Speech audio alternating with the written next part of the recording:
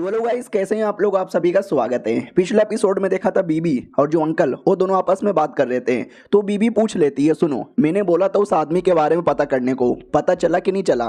तो ये भी कहता अच्छा वो आदमी यानी फॉर्चून टेलर। और रही बात, ये लोग फॉर्चून टेलर को क्यों ढूंढ रहे हैं, तो जो पुराने लीडर थे, पुराने के पुराने एक बहुत बड़े और बहुत ही खतरनाक लीडर थे, लेकिन उनकी मौत हो गई। लेकिन कैसे मौत हुई ये नहीं मालूम, तो वो फॉर्चून टेलर पता लगा सकता है। ये अंकल भी कहता देखो यार, फॉर्चून टेलर का तो कोई पता नहीं चला, और मुझे लगता है फॉर्चून टेलर भी ये इंफॉर्मेशन पता नहीं लगा सकता, क्योंकि हमारे पुराने लीडर को कोई मार सकता है, वो दुनिया को कोई बलवान आदमी होगा, और इतने बलवान आदमी को ढूंढना इतना भी आसान नहीं है।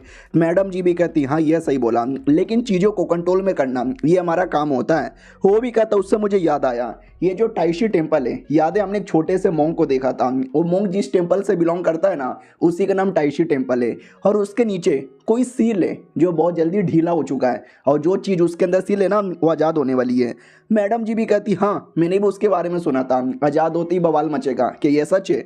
ये भी कहता यह मुझ है, और ऐसा मेरा अनुमान लगा है कि जो फेस्टिवल आने वाला है ना, उस फेस्टिवल वाले दिन आज़ाद हो सकता है और उसी टाइम पे बवाल मचेगा। मैडम जी भी कहती हो फिर उस फेस्टिवल में तो हमको भी जाना पड़ेगा। हमारे में कट्टा की ओर आते हैं, जो फनली गैंग की लीडर की बीबी प्लस फॉर्चून टेलर का लोकेशन ढूंढ कर आ जाता है। वो लोग भी कहते हैं तुम्हें हमारा लोकेशन कैसे पता चला, हमने तो नहीं बताया। वो भी कहता मेरा टेंशन है लो, मुझे पता चल जाता। बोलो कल रात को एग्जैक्टली हुआ क्या था। तो वो डिटेल में बताते हैं कि गैंग लीडर के कुछ मेंबर्स आ गए थे, ये वाला आदमी उसने डायरेक्ट अटैक कर दिया। तो जो अपना बॉडी गार्ड है वो बीच में आया था, और सारे के सारे अटैक को बॉडी गार्ड ने रोक दिया, जिसके चक्कर में एक धमाका होता है। धमाके में हम तो बच जाते हैं, बॉडी गार्ड को चोट लगता है। वो कमीने लोग भी कहते कोई ना यार, ये बॉडी गार्ड का बच्चा नहीं बचेगा, ये सुअर का बच्चा मर के ही रहेगा। तो कुछ ज़्यादा बड़ा अटैक कर दिया था, जिसके बाद पूरा खून ही खून, और बेचारे बॉडी गार्ड की पूरी हालत ही खराब हो गई। लेकिन बॉडी गार्ड ने एंड टाइम पे हमको भगा दिया और हम वहां से भाग गए, जिसके चक्कर में दुश्मन लोग का पोपट हो गया, और दुश्मन को गुस्सा आ गया कि साले बॉडीगार्ड तेरे चक्कर में मर गया, मार डालेंगे तुझे, मार डालेंगे तुझे। फिर हमें कोई आइडिया नहीं है क्या हुआ, क्योंकि हम तो वहां से भाग गए। बेचारा मेरे बॉडीगार्ड आई डोंट नो किधर है, जिंदा तो होगा ना। हमारा मेन कैरेक्टर भी कहता नहीं तुम्हारा बॉडीगार्ड मारा जा चुका है। और ये सुनते ही मैडम पूरी सैड हो जाती है, पूरी तरीके से सैड हो जाती है। और हमारा मेन कैरेक्टर ये भी बताता है कि तुम्हारे बॉडीगार्ड को मारने के बाद उन लोगों ने ये बोल दिया मिस्टीरियस स्वॉर्डमैन यानी मैं बेसिकली मर चुका हूँ, क्योंकि उनको ऐसा लगता है कि तुम्हारा बॉडीगार्ड ही वो मिस्टीरियस स्वॉर्डमैन है। तो सबको ऐसा लगने लगा है। तो ये भी कहता व्हाट यार कितने कमीने लोग थे। हमारा मेन कैरेक्टर भी कहता हाँ कमीने लोग तो थे, लेकिन अब दुनिया वालों को लगता है कि मैं मर चुका हूँ, मेरे बारे में किसी को आइडिया नहीं है, तो इसका फ़ायदा उठाकर मैं अपना काम और चोरी चुपके से कर सकता हूँ। और तुम टेंशन यहाँ पे ना लो, ये दवा खा लो, चोट ठीक हो जाएगा। वो लोग भी कहते हैं शुक्रिया। हमारा मेन कैरेक्टर भी सोचता है चलो यार मेरे लिए तो बड़ा फ़ायदा यहाँ पर है। बाय द वे मैडम जी तुम्हारा आगे का क्या प्लान है। मैडम जी हो मैडम जी, अरे बोलती क्यों नहीं हो। तो हमें 20 साल पुराना फ्लैशबैक दिखाया जाता है, जब वो छोटी बच्ची थी और इसका एक भाई था जो एक नौकर को परेशान कर रहा था। सोचो वो नौकर कौन था, बॉडीगार्ड। वो भी कहता अरे मेरी कोई गलती नहीं है, आप मुझे परेशान ना करो। तो वो लोग उसको मारने लगते हैं और कहते हैं नौकर के बच्चे तू नौकर है, अपनी नौकर की औकात में रहे, हल्का सा भी बकवास किया तो मार डालेंगे। बाकी लोग भी देखते कि अरे छोटे मालिक कितने कमीने, एक तो नौकर की कोई गलती नहीं है, उल्टा नौकर को मारे जा रहे हैं। वो भी कहता है इसकी ही गलती है, क्योंकि मैं मालिक हूँ और मेरी कभी गलती नहीं होती। उतने में बहन यानी मैडम जी आती है और कहती क्या कर रहा है। वो भी कहता अरे दीदी तुम यहाँ पे क्या कर रहे हो। अरे कुछ नहीं, ये नौकर बस अपनी औकात के बाहर जा रहा था, इसको इसकी औकात दिखा रहा था, दिखा दिया मैंने, बाय बाय चलो यहाँ से। मैडम जी भी कहती है ठीक हो तुम्हें शर्म नहीं आती, लड़के हो के मार खाते हो, लड़की तुम्हारी प्रोटेक्शन करने आ रही है। वो भी कहता है इसमें शर्म की क्या बात है, इसमें तो शुक्रिया बोलना चाहिए। शुक्रिया मैडम जी, ये एहसान मैं कभी नहीं भूलने वाला, किसी न किसी दिन ये एहसान का बदला चुका दूंगा। ये भी कहती है अरे मुझे कोई एहसान का बदला नहीं चुकवाना, जाओ यहाँ से। वो भी कहता है ऐसे कैसे, पापा ने बोला था अगर कोई तुम्हारे पे एहसान करेगा उस एहसान का बदला चुका के रहना। प्लीज़ मैडम जी बोलो आपको क्या चाहिए, अगर मेरी औकात में है तो मैं देने को तैयार हूँ। वो भी कहती है ठीक है, तो आज से तुम मेरे बॉडीगार्ड बन जाओ। और तभी से लेकर अभी तक 20 साल का टाइम गुजर चुका है, एकदम बहुत ही अच्छा दोस्त बन चुका था, और अचानक से उसकी मौत की खबर सुनकर मुझे बिल्कुल भी ठीक नहीं लग रहा। और एक आइटम निकाल लेती है जो कि बहुत ही कीमती आइटम था, और कहती है सुनो ये बहुत ही कीमती आइटम है, तुमको देखते ही आइडिया लग चुका रहेगा, कई सालों से मेरे पास है। हमारा मेन कैरेक्टर भी कहता है यार, और ऐसे ही वही आइटम मुझे चाहिए भी था। वो भी कहती है ठीक है मैं तुम्हें दे दूंगी ये आइटम, लेकिन उस कुत्ते को जान से मारो। तो ये भी कहता हो क्या पता मैं आपको जान से मारकर ये आइटम छीन लूँ, क्योंकि अब आपका बॉडीगार्ड भी मर चुका है, आपको कौन बचाएगा। तो वो भी कहती है मुझे तुम पे भरोसा है, तुम इतने कमीने नहीं हो। हमारा मेन कैरेक्टर भी कहता है सही बोला, मैं इतना कमीना नहीं हूँ, लेकिन किसका मर्डर करना है। तो ये भी कहती है गुओ यूचिन, वही कमीना जिसने अटैक करके बॉडीगार्ड को मारा था, मुझे उसकी मुंडी चाहिए। और रही बात मेरा बॉडीगार्ड, उसकी डेड बॉडी मुझे चाहिए, अंतिम संस्कार करना चाहती हूँ। तो हमारा मेन कैरेक्टर को याद आता है कि वेल गैंग वालों ने ये बातें फैलाई कि वो जो बॉडीगार्ड का मुंडी काट कर फेस्टिवल में सरेआम सबको दिखाएंगे और बताएंगे कि देखो हमने मिस्टीरियस आदमी को मार डाला। यानी अगर मुझे उसकी पूरी की पूरी डेड बॉडी चाहिए तो फेस्टिवल में जाना पड़ेगा। और फेस्टिवल में खाली गैंग नहीं, बल्कि याद ना गैंग वालों ने शहर के जो बड़े बड़े फैमिली है उनके साथ टीम अप कर लिया है। तो बड़े बड़े फैमिली लोग के साथ भी बैटल करना पड़ेगा। फेस्टिवल में कई सारे लोग भी रहेंगे, यानी काफ़ी मुश्किल काम होगा यार। सुनो, ये काम मुश्किल है लेकिन टेंशन ना लो, मैं पूरी कोशिश करूंगा। लेकिन अब सबको ऐसा लगता है कि मैं मर चुका हूँ। वैसे में मैं पब्लिक के बीच में गया, फिर से मेरी आइडेंटिटी एक्सपोज हो जाएगी और बवाल मचेगा। तो ये काम मैं कैसे करूं। वो भी कहती है देखो मैं इतनी स्मार्ट औरत नहीं हूं, तो मुझे नहीं मालूम तुम ये काम कैसे करोगे, लेकिन बॉडीगार्ड मेरे दिल के बहुत करीब था। तुम्हें कुछ और चाहिए तो मैं देने को तैयार हूं, बस प्लीज मेरे लिए बदला ले दो, प्लीज ले दो यार, मैं अपनी जिंदगी भी देने को तैयार हूं तुमको। हमारा मेन कैरेक्टर भी कहता ठीक है भाई जिंदगी मत दो, ये तो कुछ ज्यादा ही प्यार करती थी अपनी बॉडीगार्ड से। वो भी कहते शुक्रिया, बहुत ही ज्यादा शुक्रिया। हमारा मेन कैरेक्टर भी कहता ठीक है अब मैं जा रहा हूँ, तुम लोग अपना ध्यान रखना। अपना फॉर्चून टेलर भी कहता सुनो ना, पिछले बार जब तुम आए थे चिकन लेकर आए थे, इस बार खाली हाथ आ गए, अगली बार भी लेकर आना ना। हमारा मेन कैरेक्टर भी कहता साले इधर बॉडीगार्ड मर गया और तुझे चिकन खाने की पड़ी है, क्या भरोसा तू भी कल का मर जाए। वो भी कहता ना मैं फॉर्चून टेलर हूँ और मैंने फॉर्चून टेलिंग से अपना उम्र का पता लगा लिया, 30-35 साल तो मैं आसानी से जीऊंगा। हमारा मेन कैरेक्टर भी कहता ठीक है तो अगली बार चिकन लेकर आता हूँ। अब आते आधे घंटे बाद जहाँ पे हमारा मेन कैरेक्टर किसी अकेले वाले एरिया में आता है और एक आर्टिफैक्ट निकाल लेता है। ये वही आर्टिफैक्ट है जो मैडम जी दिखा रही थी, और इस आर्टिफैक्ट से तुम्हारा टैलेंट इंप्रूव होगा। टैलेंट एक ऐसी चीज है जिसके साथ तुम पैदा होते हो, क्यों ना मर जाओ, लेकिन ये टैलेंट इंप्रूव नहीं होने वाला। लेकिन दुनिया में कुछ बहुत ही ज्यादा रेयर आइटम होते हैं जो तुम्हारा टैलेंट इंप्रूव कर सकते हैं, और ये आइटम भी उनमें से एक आता है। तभी तो मैडम जी कुछ ज्यादा ही प्यार करती थी अपनी बॉडीगार्ड से, तभी तो मुझे ये आइटम यहाँ पे दे दिया। चलो यार लेट मी यूज। और जैसे यूज करता है तकलीफ होती है, काफी दर्द भी होता है, लेकिन एट द एंड कामयाब हो जाता है और हमारे मेन कैरेक्टर का टैलेंट इंप्रूव हो जाता है। तो बहुत खुश हो जाता है कि वाह वाह वाह मेरा टैलेंट इंप्रूव हो गया, ओए मेरा टैलेंट इंप्रूव हो गया, मन तो कर रहा है नाच गाना करूं ना। बेटे आराम से ज्यादा एटीट्यूड में भी आने की कोई जरूरत ही नहीं है। उतने में सिस्टम कहता सुनो ये जो फंक्शी टेम्पल है वहां पे जाओ, वहां के नीचे कुछ सील है, फेस्टिवल वाले दिन जाके पता करो, अपॉर्चुनिटी मिलेगा। हमारा मेन कैरेक्टर भी कहता हो, और उसमें ये लिखा था ब्लैक अपॉर्चुनिटी। हमारा मेन कैरेक्टर भी लगा ओ यानी कोई कमाल की चीज है लेकिन अच्छी चीजें नहीं है, क्योंकि ब्लैक अपॉर्चुनिटी का मतलब होता है कोई बुरी चीज। और ये चैप्टर यहीं पे खत्म हो जाता है।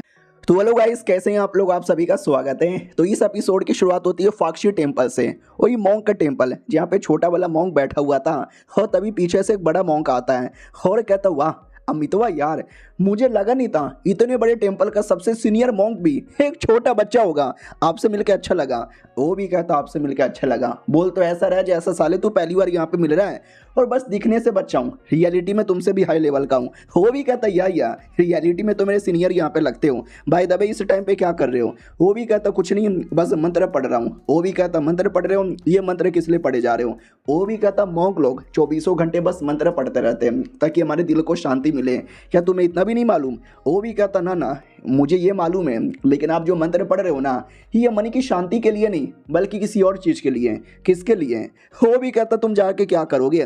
चलो यार तुम्हें बता ही देता हूँ, हमारा जो करंट डायनेस्टी है और जो पुराना डायनेस्टी था उनके बीच में याद है ना एक लफड़ा हुआ था, उस लफड़े के चक्कर में काफ़ी प्रॉब्लम हुआ था और वो प्रॉब्लम वापस आने वाली है, यू नो ना। वो भी कहता या आई नो, वही ना जो सील है। ये भी कहता हाँ साले वही वही वही वही। उतने में अचानक से गौतम बुद्धा की मूर्ति में क्रैक आने लगता है। ये भी कहता शिट जिस बात का लग रहा था वही हो गया, जाओ जाओ एम्पेरियर एनवॉय को बुला के लेकर आओ। तो वो मॉन्क एम्पेरियर एनवॉय को बुलाने जाता है और ये बच्चा वाला मॉन्क मंत्र बोलकर मूर्ति को शांत करता है। फाइनली एनवॉय आ जाता है, बोला भी जाता है और चेक कीजिए। याद है ना बीबी और एल्डर ने क्या बातचीत किया था कि कोई चीज़ है टेम्पल के नीचे सील, अगर वो आज़ाद हो गया तो बवाल मच जाएगा। फिर हमारे मेन कैरेक्टर को भी नोटिफिकेशन आया था कि टेम्पल के नीचे कुछ तो सील लें, जो आज़ाद होगा तो आपको अपॉर्चुनिटी मिलेगी, लेकिन ब्लैक अपॉर्चुनिटी यानी कोई बुरी चीज़ होगी। और अभी के लिए उसी के बारे में बोला जाता है कि कुछ चीज़ है अंदर यहाँ पे सीलें, और वो बाहर आएगा तो लफड़ा ही लफड़ा मच जाएगा। मॉन्क समझाता है कि वेल वो चीज़ शायद अपियर होने वाला है, एंड वही भी कहता व्हाट, वो चीज़ अपियर होने वाला है, फिर तो हमें कुछ भी करके रोकना चाहिए, मगर कैसे? वो भी कहता हमें कोई आइडिया नहीं है, हमें कोई बोले तो कोई आइडिया नहीं है, हम बस ऊपर वाले से दुआ कर सकते हैं। ये भी कहता है लेकिन एग्जैक्टली वही चीज़ है क्या जो इतने सालों से सील है? वो भी कहता हमें वो भी तो नहीं मालूम। कई सारी पुरानी किताबें थी जिसमें डिटेल में लिखा हुआ था, लेकिन वो किताबें बहुत पुरानी थी, बची है, खराब हो गई, फट गई, हमें कोई आइडिया नहीं है। अगर वो किताब होता तो शायद हमें पता चल जाता, हमें कोई आइडिया नहीं है वो क्या है, बस इतना मालूम है वो आएगा तो बवाल मचेगा। एंड वही भी कहता शिट यार ये बुरी चीज़ कहीं हमारे देश को बर्बाद ना कर दे। वो भी कहता हमें कोई आइडिया नहीं है, हम तो इतने सालों से सील को रोके जा रहे थे और अभी भी पूरी कोशिश कर रहे हैं सील को रोकने का, लेकिन फॉर्चून टेली की गई थी कि सील बहुत जल्दी टूटेगा, और सील टूटने वाला है। आई डोंट नो सील टूटने के बाद क्या होगा। एंड वही भी कहता ओके ठीक है तो हम बोल कर कुछ करें। वो भी कहता तुम क्या ही कर लोगे। हमारे में इकट्ठा की ओर आते हैं जो चोरी चुपके से अपने घर में लौट रहा था और सोचता है कि मेरी बीबी ये नौकरानी देख ना ले। उतने में नौकरानी आती है कमरे के बाहर और कहती मालिक मैं अंदर आ रही हूँ। हमारा में इकट्ठा भी लक्षित मेरी आइडेंटिटी एक्सपोज हो जाएगा। लेकिन जैसे वो आती है ना हमारा में इकट्ठा पूरे के पूरे कपड़े उतार लेता है, चड्डी भी उतार लेता है और कहता ओ शिट मैं कपड़े बदल रहा था। नौकरानी शर्म नहीं आती, अपने मालिक के घर में घुस जाती है। वो भी कहती है तुमको शर्म नहीं आती, अरे कपड़े बदलते समय दरवाजा तो बंद कर दो। वो भी कहता हाँ गलती से भूल गया जाओ यहाँ से। वो जाती है, हमारा मेन कट्टा भी लगता थैंक गॉड सही टाइम पे एक्टिंग करके बचा लिया, वरना आज तो एक्सपोज ही हो जाता। फिर कुछ समय बाद बीबी, हमारा मेन कट्टा, नौकरानी सब लोग बैठ के मीटिंग करते हैं। नौकरानी भी कहती है मीटिंग में सबसे पहले मैं बोलूंगी। बीबी कहती है बोलो क्या बोलना चाहती हो। वो भी कहती है 2 दिन बाद एक फेस्टिवल आने वाला है, वहाँ पे वाटर एंड लैंड नाम का कोई रिचुअल होने वाला है, मैंने सुना है बड़ा कमाल का होने वाला है, मुझे जाने का बहुत शौक है, जाऊँ क्या?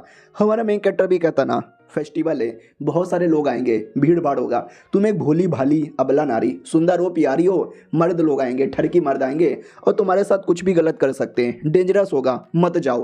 हो भी कहती अरे क्या डेंजरस होगा, तुमने क्या मुझे छोटी बच्ची समझ के रखा है? दिन भर घर पे काम करवाते हो और बाहर जाने भी नहीं देते। हमारा मेन कैरेक्टर भी कहता सॉरी ना यार, जाके क्या करोगी, लफड़ा ही लफड़ा होगा, एक काम करो बदले में ये मोमोज खा लो। वो भी कहती है अपना मोमोज अपने बुंड में डाल लो, मुझे नहीं खाना। चलो तुम कह रहे हो तो खा लेती हूँ। गॉप, ओ माय गॉड यार ये तो बहुत ही टेस्टी है। ठीक है तुम्हारे मोमोज के चक्कर में नहीं, मैंने अपना मन चेंज कर दिया इसके चक्कर में, मैं नहीं जाने वाली। बीबी कहती है लेकिन मुझे उस फेस्टिवल में बहुत ज़्यादा इंटरेस्ट है, मैं जाना चाहती हूँ। नौकरानी भी कहती नाना मालकिन मत जाओ, भीड़ होगा, आप बड़ी सुंदर हो, अबला नारी हो, मर्द लोग आपकी इज्जत के पीछे पड़ जाएंगे। बीबी कहती नहीं नहीं मैं तो भी आऊंगी बाबू प्लीज। तो हमारे मेन कैरेक्टर का अच्छा मन कहता है कि अरे तुम्हारी बीबी कितना अच्छी है, उसको मना कैसे कर सकते हो, लेके जाओ। बुरा मन भी कहता साले तू उसको लेके मत जाना, मालूम है ना तुझे अपना काम करने जाना है, प्रॉब्लम आ जाएगा। अच्छा मन भी कहता ना मालिक लेके जाओ। वो भी कहता ना ना मत लेके जाओ। हमारा मेन कैरेक्टर अच्छे मन की बात मान लेता है और कहता ओके ठीक है, अपनी बीबी को मना कैसे कर दूं। नौकरानी भी लग साला कितना गंदा आदमी है, अपनी बीबी को हाँ बोलता है और नौकरानी को ना बोलता है। अरे मेरे को भी जाना है। उतने में पीछे से अंकल आता है और कहता वेल उस फेस्टिवल के बारे में तो मैंने भी सुना है, काफ़ी मज़ा आता है, तो मुझे भी आने का मन है, मैं भी आऊँगा। नौकरानी भी कहती ले जब ये दोनों आएंगे तो मैं भी आऊँगी। हमारा मेन कट्टा भी लेकर फेस्टिवल के बहाने मुझे अपना मिशन करना था, उसकी डेड बॉडी लाना था, बदला लेना था, अपॉर्चुनिटी ढूंढनी थी, लेकिन ये सबके सब आना चाहते हैं। अब तो प्रॉब्लम होगा, डोंट वरी सह लेंगे। अब आते भाई किसी एरिया में उसी कुत्ते की ओर जिसने मारा था, उसके पास एक लड़की आती है और कहती वेल हमने सबको खबर यहाँ पे दे दिया है, सब लोग तैयार होने वाले। वो भी कहता गुड गुड, हमारी इस मिशन में कोई प्रॉब्लम नहीं होना चाहिए। वो भी कहता हमें ये भी खबर मिली है कि जो डेमोनिक सेट के लोग हैं ना हमारे शहर में चले आए, कहीं ऐसा तो नहीं हमारे प्लान को वो लोग बर्बाद करे। ये आदमी भी कहता वो लोग हमारे प्लान को बर्बाद कर दे, ऐसा हो ही नहीं सकता। और सबसे इंपॉर्टेंट, हमने जिस स्वॉर्डमैन को मारा था उसका कटा हुआ मुंडी पब्लिक को दिखाकर और उनके बीच में डर बैठाएंगे, और ये बेसिकली डेमोनिक सेट को ही चैलेंज कर रहे हैं। तो लड़की भी कहती मगर मुझे एक बात समझ नहीं आता, उसकी मुंडी पब्लिकली दिखाना जरूरी है क्या? तो ये भी कहता क्यों नहीं, ऐसा करने से हम डेमोनिक कल्टीवेटर की इज्जत मिट्टी में मिला सकते हैं। पूरी दुनिया डेमोनिक कल्टीवेटर से डरती है और हमने यह अफवाह फैला दिया था कि स्वॉर्ड मैन भी एक डेमोनिक कल्टीवेटर है। अगर उसकी कटी हुई मुंडी दिखाएंगे तो लोग डेमोन से डरना बंद कर देंगे और डेमोन लोग कमज़ोर हो जाएंगे। ये भी कहती है लेकिन इन रियलिटी वो डेमोनिक सेट का मेंबर नहीं है और हम उनका इतना नाम बदनाम करेंगे तो हो सकता है पीछे से वो हमारे और बड़े दुश्मन बन जाए। तो ये भी कहता देखो वो ऐसे भी दुश्मन बन चुके, बड़े बने या छोटे बने कोई फर्क वर्क यहाँ पे नहीं पड़ता। ये भी कहता हाँ लेकिन कुछ लफड़ा हो गया तो ये भी कहता कोई लफड़ा नहीं होने वाला। हमें कुछ भी करके डेमोनिक सेट वालों को जितना पीछे और जितना अंधेरे में हो सके उतना अंधेरे में रखना है और हमें सही मौका देकर उन पर अटैक करना है। ये भी कहता अरे यार अगर कुछ उल्टा सीधा हो गया तो ये भी कहता कुछ उल्टा सीधा नहीं होगा, हमने बढ़िया टीम अप किया है, हम डेमोनिक सेट की बैंड बजाने वाले हैं। वो भी कहती है अच्छा आप डर बना दोगे और पूरी दुनिया को अपने साथ में ले लोगे ताकि डेमोनिक सेट के साथ जब बैटल हो तो ये लोग आपको सपोर्ट करे। वो भी कहता या सही बोला, खाली बड़ी बड़ी फैमिली नहीं बल्कि मॉन्क लोग का टेम्पल याद है ना, वो कभी भी हमारे बैटल में नहीं आते लेकिन इस बार बढ़िया हमने उनको मैनिपुलेट किया है, वो लोग हमारी हेल्प करने को तैयार है, एंड टाइम पर हमारा ही फायदा होगा। अब बीबी की ओर आते हैं जो भी कहती है बाबू बाबू हम फाइनली पहुंच गए। हमारा मेन कैरेक्टर भी कहता हाँ साला टेम्पल बहुत ऊपर है थक गया। वो भी नौकरानी कहती है पानी ले लो। हमारा मेन कैरेक्टर भी कहता हाँ लेकिन इतने गुस्से में क्यों, बाय द वे अंकल जी तुम बड़े जवान हो बिना थके चढ़ गए। वो भी कहता हूँ नहीं तो क्या, अरे यार तुम जैसे जवान लोग फालतू में थक जाते हैं, मैं नहीं थकता। ये भी कहता अच्छा नहीं थकते, कोठे पे जाते हो पेलम पाली करते हो तभी नहीं थकते। वो भी कहता साले क्या कोठे, तूने मना किया था नहीं बोलेगा ना। वो भी कहता सॉरी सॉरी गलती से निकल गया आगे से नहीं बोलूंगा। और ये चैप्टर यहीं पे खत्म हो जाता है। तो पिछले एपिसोड में देखा था हमारा मेन कैरेक्टर अपनी फैमिली के साथ वो टेंपल वाले एरिया में आ जाता है फेस्टिवल के लिए। अब उसको कोई अकेला सा टाइम चाहिए था ताकि वो अपना मिस्टीरियस वाला रूप लेकर कांड करने जा सके। तो बीबी से कहता मैं थक गया हूँ थोड़ा आराम करने जाता हूँ। वो भी कहती है ठीक है मैं टेंपल में जाके प्रार्थना कर लेती हूँ जब तक मेरे चाचा तुम्हारे साथ रहेंगे तुम्हारी देखभाल करने के लिए। तो वो भी कहता ना अरे चाचा को भी कोई ना कोई काम रहेगा, कब तक चाचा को मेरा बॉडीगार्ड बना के रखोगी चाचा जाओ यहाँ से। वो भी कहती है नहीं मैंने बोला ना नहीं, तुम्हारा भरोसा नहीं है, तुम यहाँ वहाँ जाके कुछ लफड़ा कर दोगे तो। हमारा मेन कट्टा भी लग करे मैं अकेले नहीं जाऊंगा तो मिशन कैसे करूंगा, चाचा साथ में रहेंगे तो एक्सपोज हो जाऊंगा। अरे बीबी तुम समझती क्यों नहीं हो। बीबी कहती है मुझे नहीं समझना और चाचा तुम्हारे साथ रहेंगे रहेंगे रहेंगे रहेंगे मतलब रहेंगे ही। चाचा भी कहता ठीक है भाई साले ने दिमाग दही कर दिया, मुझे भी रहने का शौक नहीं है लेकिन चल बेटे तुझे जहाँ जाना है मैं भी साथ में आता हूँ। हमारा मेन कैरेक्टर भी लाइक बाद में कांड करने जाऊंगा, अभी दोस्तों से मिलना है। तो याद है पुलिस वाला दोस्त यहाँ पे था जो याद है ना कोठे पे मस्ती करने गया था लेकिन पाद निकल गई थी, उसके पास आते हैं पूछा जाता कि मेरा पुलिस वाला दोस्त किधर है। बोला जाता हो तुम्हारा पुलिस वाला दोस्त देखो उधर बैठा हुआ है। हमारा मेन कैरेक्टर भी कहता है लो दोस्त है वो दोस्त है। अरे दोस्त बोलते क्यों नहीं हो, तो जैसे ये दोस्त की शक्ल देखता है शक्ल ही खराब। हमारा मेन कैरेक्टर भी कहता साले कौन है तू, वो भी कहता तेरा दोस्त तू रे। ये भी कहता तू मेरा दोस्त नहीं है साबित कर क्योंकि तेरी शक्ल बड़ी गंदी है। वो भी कहता साले मैंने एक दिन तुझे बाबा जी की बूटी मांगी थी और तूने पाद मारने वाली दवा दे दी थी याद है। हमारा मेन कैरेक्टर भी कहता हाँ तू ये लेकिन एक सेकंड तुझे हो क्या गया, शक्ल पे इतनी 12 क्यों बचा है। वो भी कहता अरे यार पता नहीं एक मिस्टीरियस आदमी आया नकाब पहना हुआ था और साले ने पटक पटक के मारा, बहुत मारा यार बहुत मारा। हमारा मेन कैरेक्टर भी कहता चलो सही है। उतने में एक लड़की आती है और ये लड़की कोई और नहीं बल्कि वही थी जिसकी जान हमारे मेन कैरेक्टर ने बचाया था, जो हमारे मेन कैरेक्टर को लाइक भी करने लग गई थी। वो भी कहती अरे डॉक्टर जी आप क्या, अरे डॉक्टर जी आप बड़े कमाल के हो, आपने तो पिछली बार मेरी जान बचाई थी ये मैं कभी भूल नहीं सकती। उससे मुझे याद आया वो मिस्टीरियस स्वॉर्ड मैन जो मारा जा चुका है, गैंग वालों ने मारा और गैंग वाले आज उसकी मुंडी पब्लिकली दिखाने वाले हैं। वो आज तो मजा ही आ जाएगा, इसके चक्कर में मुझे डर भी लग रहा है, प्लीज मेरी प्रोटेक्शन कर दो ना। तो चाचा भी कहता प्रोटेक्शन कर दो, अबे तू पागल वागल है क्या, तू इतने बड़े परिवार की बेटी है तो अपने परिवार वालों से प्रोटेक्शन मांग, वो 10-12 बॉडीगार्ड दे देंगे। ये भी कहती अरे मतलब हमारा मेन कैरेक्टर भी कहता अरे मतलब मत करो, चाचा ने बात सही बोली है, तुम चाहे तो 1000 बॉडीगार्ड भी ला सकती हो, मैं तुम्हारी हेल्प नहीं कर सकता। वो भी कहती है ठीक है सॉरी, वहाँ से चल जाती है। पुलिस वाला भी कहता उसको कोई बॉडीगार्ड नहीं चाहिए था, उसको तुम्हारे साथ अकेले में टाइम स्पेंड करना था, लाइन मारी थी तुम्हारे पे। चाचा भी कहता ओके ठीक है तो तुम दोनों साथ में रहो, हाँ लेकिन किसी औरत के साथ चुम्मा चाटी ना करना। हमारा मेन कट्टा भी लग नहीं हुआ है, ठरकी नहीं हूँ, मैं नहीं करने वाला। चाचा भी कहता ठीक है तो आराम से आराम करो, मैं तो चला सुमड़ी से, क्योंकि हमें मालूम है चाचा को भी कांड करना है, हमारे मेन कट्टर को भी कांड करना है, तो दोनों ही अलग हो जाते हैं। और चाचा के दिमाग में था कि नॉर्मल आदमी है, ये क्या ही करेगा, यहाँ वहाँ घूमेगा, दोस्त के साथ मस्ती मजाक करेगा, दारू वारू पिएगा, उससे ज़्यादा क्या ही कर लेगा। हमारा मेन कट्टर दोस्त से पूछ लेता है कि बोलिए कौन से एरिया में वो लोग उसका कटा हुआ मुंडी दिखाने वाले हैं। तो ये भी कहता है कि रिचुअल होता है, water and land ritual, reincarnation hall के अंदर वहीं पे होगा। हमारा मेन कट्टा भी कहता हो रिइंकार्नेशन हॉल, वहाँ पे जाने का बंदोबस्त करना पड़ेगा। सुनो यार एक छोटा सा एहसान करेगा। दोस्त भी कहता बोलो कैसा एहसान। अब आते भाई टेम्पल के अंदर जहाँ पे सारे मॉन्क प्रार्थना कर रहे थे। बीबी वहीं पे काफ़ी बोर हो रही थी, उसको भी देखता है कि अरे यार सुनो सबके सब आ गए क्या। नौकरानी भी कहती है सबके सब यहाँ पर आ चुके। वो भी कहता ठीक है एक बार और बाकी सारे बंदे लोगों को आने दो, इनकी तो कह के लेंगे, सारे हमारे डेमोनिक सेट के खिलाफ जा रहे हैं। उतने में गैंग वालों ने बाकी सारे फैमिली वालों को बोला था कि अपना टीम अप कर लो, तो वो बाकी फैमिली वाले भी आ चुके थे। ये था भाई शिव फैमिली का आदमी। वो दूसरे बंदे लोगों से कहता है हेलो मिलके अच्छा लगा।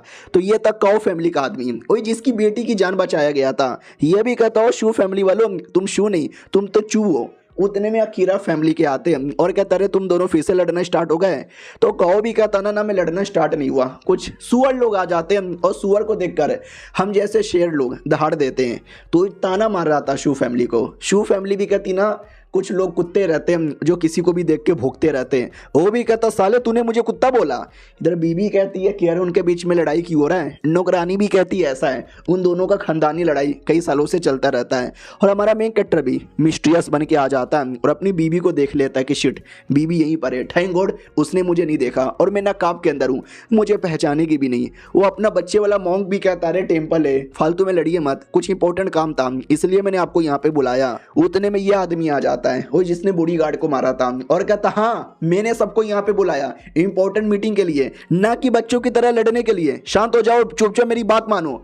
वो लोग भी कहते या बोलो क्या बात है। और बाद में कमीना कहता ठीक है याद है मिस्टिया स्वॉर्डमैन जो पूरे शहर में बवाल मचा रहा था, फाइनली हमने उसको पकड़ा उसको मारा, आज उसकी मुंडी का खेल हम यहाँ पे दिखाने वाले हैं। और ये बाकी सुन के कहते वाह वाह बढ़िया किया। लेकिन शू फैमिली को ये पसंद नहीं आता। याद एक एपिसोड में हमने देखा था जो हमारे मेन कैरेक्टर ने गैंग लीडर के एक बंदे को मारा था, तो वो शू फैमिली बड़ी खुश हो रही थी क्योंकि शू फैमिली उस गैंग लीडर के मेंबर को बिल्कुल भी लाइक करता नहीं था। और शू फैमिली भी इस मीटिंग में थी और उनको अच्छा नहीं लगता कि अरे यार वो हमारा इतना अच्छा आदमी था, हमारे दुश्मन को मार के हमारा बदला लेने में हेल्प किया और आज सरेआम उसकी कटी हुई मुंडी देखकर हमको बुरा लगेगा और बाकी बंदर लोग को फर्क नहीं पड़ता। जो करना है वो करो, आपकी तारीफ करनी पड़ेगी कि आपने इतने कमाल के बंदे को पकड़ लिया। इधर अपनी मैडम जी भी देखती हुआ कह रहा है कि हमारे डेमोनिक सेट का मेंबर था, हम किसी ऐसे मेंबर को जानते भी नहीं और मुझे भी ये पसंद नहीं था, अच्छा हुआ मर गया। वो भी कहता ठीक है अब वैसे भी मर चुका है, इसकी मुंडी काटो और सरेआम सबको दिखाओ। बोला भी जाता ठीक है हम इसकी मुंडी काटने को तैयार है, लेकिन हमारे मेन कैरेक्टर का मिशन तो यही था कि मुंडी कटने से बचाना है और पूरी की पूरी बॉडी मैडम जी को लेके जाके दे देना है ताकि मैडम जी श्रद्धांजलि दे दे। तो हमारा मेन कैरेक्टर मुंडी कटने से बचा लेता है। वो लोग भी कहते कौन है बे कौन है। तो हमारा मेन कैरेक्टर सामने आता है और कहता मैं हूं। वो लोग भी कहते एक सेकेंड तू है क्या मिस्टिया स्वॉर्डमैन, फिर ये बंदा कौन है जिसकी हम मुंडी काटने वाले थे। तो पूरा बवाल मच जाता है कि हाँ भाई झूठ बोल रहा था, रियल वाला तो सामने है, तू किसकी मुंडी कटवा रहा है। वो भी कहता है साला ये रियल है, हमने किसी फेक को यहाँ पे मार दिया। नहीं शायद वो फेक होगा, नहीं ये रियल होगा। अरे कौन रियल है कौन फेक है, अबे दोनों को मारो। नौकरानी भी कहती है एक सेकेंड यही रियल है यही रियल है, रात में मैंने इसके साथ बैटल किया था। तो बीवी देखती है अच्छा न जाने क्यों इस आदमी को देख के ऐसा लगता है कि मैंने कहीं ना कहीं खेला है। वो कमीना भी कहता हो साले तो तू है रियल, चलो डोंट वरी तू खुद मरने को आ गया, फेक वाला मर गया अब रियल की बारी है। हमारा मेन कैरेक्टर भी कहता है देखो मैं दो काम के लिए आया हूँ, सबसे पहले मैं उसकी डेड बॉडी यहाँ से लेकर जाऊंगा और दूसरी बात तुमको मार के तुम्हारी डेड बॉडी बना दूंगा। ये सुनते ही दूसरे बंदे को गुस्सा आता है और वो जोरदार अटैक कर देता है। और अटैक में क्या हुआ वी डोंट नो क्योंकि डायरेक्ट सीन आता है मॉन्क लोगों की ओर। मॉन्क प्रार्थना कर रहा था और एनवॉय जिसको हमने देखा था वो भी कहता बोलो जब ये मुसीबत आएगा तो आप लोग क्या करोगे। वो भी कहता हम तो मॉन्क लोग हम प्रार्थना करेंगे। ये भी कहता बस कर साले और कितना प्रार्थना करता रहेगा, इतने सालों से तुमने कोई आइडिया नहीं सोचा है। वो भी कहता हे हम लड़ेंगे हम मुसीबत का सामना करेंगे और ये हमारा आर्टिफैक्ट हमारी हेल्प करेगा हर चीज में। ये आर्टिफैक्ट हमें पावर दे। तभी अचानक से रिएक्शन होने लगता है, ऐसा रिएक्शन जो देख के बवाल मच जाता है। है। एंड वो कहता है एक सेकंड क्या हो रहा है। मोंग भी कहता है आई डोंट नो, बस तमाशा यहाँ पे देखते रहो। तो ये रिएक्शन बुरा नहीं था, ये अच्छा वाला रिएक्शन था। ये भी कहता है ब्लेसिंग ब्लेसिंग मिल गई। एंड वो भी कहता है या सही ब्लेसिंग मिल गई। उतने में हमारा मेन कैरेक्टर पीछे से आता है और कहता है बाकी ब्लेसिंग मुझे लेने दो। ये लोग भी कहते हैं कौन है बे। तो हमारा मेन कैरेक्टर आता है, पूरे रिएक्शन से पावर वसूल करके गायब हो जाता है। वो लोग भी कहते हैं व्हाट, अबे कौन है, कहाँ गया। तो हमारा मेन कैरेक्टर भी कहता पीछे हूँ, शुक्रिया तुम्हारे ब्लेसिंग से मुझे कुछ ज्यादा पावर यहाँ पे मिल गई। और यह चैप्टर यहीं पे खत्म हो जाता है। तो हेलो गाइस, कैसे हैं आप लोग। आप सभी का स्वागत है। तो मेन वीडियो की ओर बढ़ने से पहले बताना चाहता हूं कि पिछले एपिसोड में एक छोटा सा मिस्टेक हो गया, पहले उसको क्लियर कर दूं। जहां पे मॉन्क बैठा हुआ था वहां पे हमारे मेन कैरेक्टर ने एंट्री मार ली थी, ऐसा मैंने पिछले एपिसोड के एंड में कहा था। तो ऐसा नहीं है, हमारे मेन कैरेक्टर ने एंट्री नहीं मारी थी, वो चाचा था जिसने एंट्री मारी थी। क्या दोनों ने नकाब पहना है और दोनों का नकाब बिल्कुल सेम टू सेम है। तो मुझे मिस्टेक लगा, मुझे लगा शायद हमारे मेन कैरेक्टर ने एंट्री मारी होगी, लेकिन वो चाचा था। हमारा मेन कैरेक्टर तो मेन हॉल में अभी भी लड़ाई कर रहा है और उसका मेन मकसद है वही जो अपना बॉडी गार्ड था उसकी डेड बॉडी लेना। तो बाकी लोग कहते हैं अरे इसको डेड बॉडी चाहिए, कुछ भी हो जाए साले को डेड बॉडी ले जाके भागने मत देना। लेकिन जैसे तैसे वो डेड बॉडी भी लेता है और लड़ने लगता है। ये मेन कमीना भी कहता है अरे मारो साले को, मारो जल्दी से रोको। तो रोकने के लिए कई सारे बंदे आ जाते हैं, 10-15 बंदे, और एक बार में सबके सब अटैक करते हैं। लेकिन हमारा मेन कैरेक्टर दूसरा अटैक करके वो 10-15 बंदे लोगों को एक बार में मार देता है, जो देखते ही पब्लिक में किसी को विश्वास नहीं होता। कैसे इस बंदे ने कैसे मारा। चलो यार बाकी बंदे लोग तमाशा क्या देख रहे हो, अटैक करो। इधर नौकरानी भी कहती वाह यार, मतलब वो खाली बदला लेने या लड़ने नहीं आया है बल्कि डेड बॉडी को वापस ले जाने आया है। लेकिन डेड बॉडी ले जाकर क्या करेगा। मालकिन भी कहती है आई डोंट नो, लेकिन तमाशा देखो, मुझे ये लड़ाई देखने में मजा आ रहा है। उतने में एक अपोनेंट बहुत ही जोरदार अटैक करता है। हमारा मेन कैरेक्टर भी कहता है हो क्या अटैक है, लेकिन इस अटैक को ऐसे उड़ा दूंगा। दूसरा अटैक करके उस अटैक को भी उड़ाता है, उस बंदे को भी जान से मार डालता है। किसी को विश्वास ही नहीं हो रहा कि भाई ये बंदा इनके टीम का कितना इंपॉर्टेंट मेंबर था, एक अटैक में कोई कैसे मर सकता है। उतने में बाकी टीम के 2 इंपॉर्टेंट बंदे पीछे से अटैक करते हैं। हमारा मेन कैरेक्टर दोनों को मुक्का मार के पीछे ढकेल देता है। तो जो मेन कमीना आदमी जिसने बॉडीगार्ड को मारा था वो दूसरा अटैक करता है, पंजे वाला, और हमारा मेन कैरेक्टर उसके पंजे को भी खत्म करके रख देता है। और इधर किसी को विश्वास ही नहीं हो रहा कि ऐसे कैसे कोई इतना तेज भी कैसे हो सकता है। फिर हमारा मेन कैरेक्टर दूसरा अटैक करके पंजे को पीछे ढकेलता है। वो कमीना भी कहता कौन है तू, और एक सेकंड ये टेक्निक तो घोस्ट वैली का है, तू क्या घोस्ट वैली का मेंबर है। वो बेचारा बोल ही रहा था, उतने में हमारा मेन कैरेक्टर दूसरा स्वॉर्ड का अटैक कर देता है। तो कमीना रोकने की पूरी कोशिश करता है और दोनों के बीच में 50-50 का अटैक था। लेकिन धीरे धीरे हमारा मेन कैरेक्टर भारी पड़ता है और अपोनेंट को फाइनली हरा भी देता है। और अपोनेंट देख सकते हो वहीं पे मर जाता है। बाकी सभी कहते मार डाला, मालिक को मार डाला। हमारी बीबी देखती है और कहती वाह यार वाकई में ये बंदा अलग ही लेवल का है, ऐसा बंदा हमारे टीम में आ जाएगा, हमारा कितना ज़्यादा फायदा होगा। नौकरानी भी कहती हाँ लेकिन क्या लगता है आप बोलोगे ए टीम में आ जाओ और वो आ जाएगा। मालकिन भी कहती बात तो सही है, ऐसे बंदे को टीम में लेना बहुत ज़्यादा मुश्किल है। और दूसरी ओर बाकी बंदे लोग को गुस्सा आ चुका है, तो तुमने हमारे इतने इंपॉर्टेंट मेंबर को मारा है, आओ यार सबके सब आओ और मिलके मारो। तो जो भी बचे कुछ हाई लेवल के बंदे थे सब मिलके अटैक करते हैं। लेकिन हमारा मेन कैरेक्टर दूसरा अटैक करके उनको भी जान से मार डालता है। फैमिली के लीडर्स लोग को विश्वास नहीं होता। ये वाला लड़का खुश हो जाता है कि चलो यार काश ये ऐसा पावर मेरे पास होता तो मैं भी अपने दुश्मन लोग को मार के बदला ले लेता। और तभी हमारे मेन कैरेक्टर को हाई लेवल का ऑरा महसूस होता है, और इतना हाई लेवल का ऑरा बस इनके लीडर का हो सकता है, यानी गैंग लीडर भी आने वाला है। क्या मेरे पास ज़्यादा पावर नहीं बची है, मेरा जो काम था वो हो गया है, डेड बॉडी मुझे मिल गई है, मुझे यहाँ से भाग जाना चाहिए। लेकिन उतने में वो गैंग लीडर आता है और आते ही गैंग लीडर अटैक कर देता है। जैसे तैसे हमारा मेन कैरेक्टर अपने आप को बचा लेता है। तो फाइनली ये था गैंग लीडर जिसके बारे में कब से बातचीत हो रही थी, अब जाके शक्ल दिखाया जा रहा है। वो भी कहता क्या रे बच्चे काफ़ी जल्दी से जा रहे हो। हमारा मेन कैरेक्टर भी कहता साला ये तो वाकई में गैंग लीडर आ गया। छोटे मोटे बंदे रोने लग जाते मालिक बचाओ मालिक बचाओ मालिक बचाओ। ये शू फैमिली का लीडर भी देखता है कि अरे यार गैंग लीडर आ गया, कहीं स्वॉर्ड मैन को मार ना डाले। याद है ना ये शू फैमिली का आदमी हमारे मेन कैरेक्टर को पसंद करता है क्योंकि हमारे मेन कैरेक्टर ने इसके कई दुश्मनों को मरवाया है।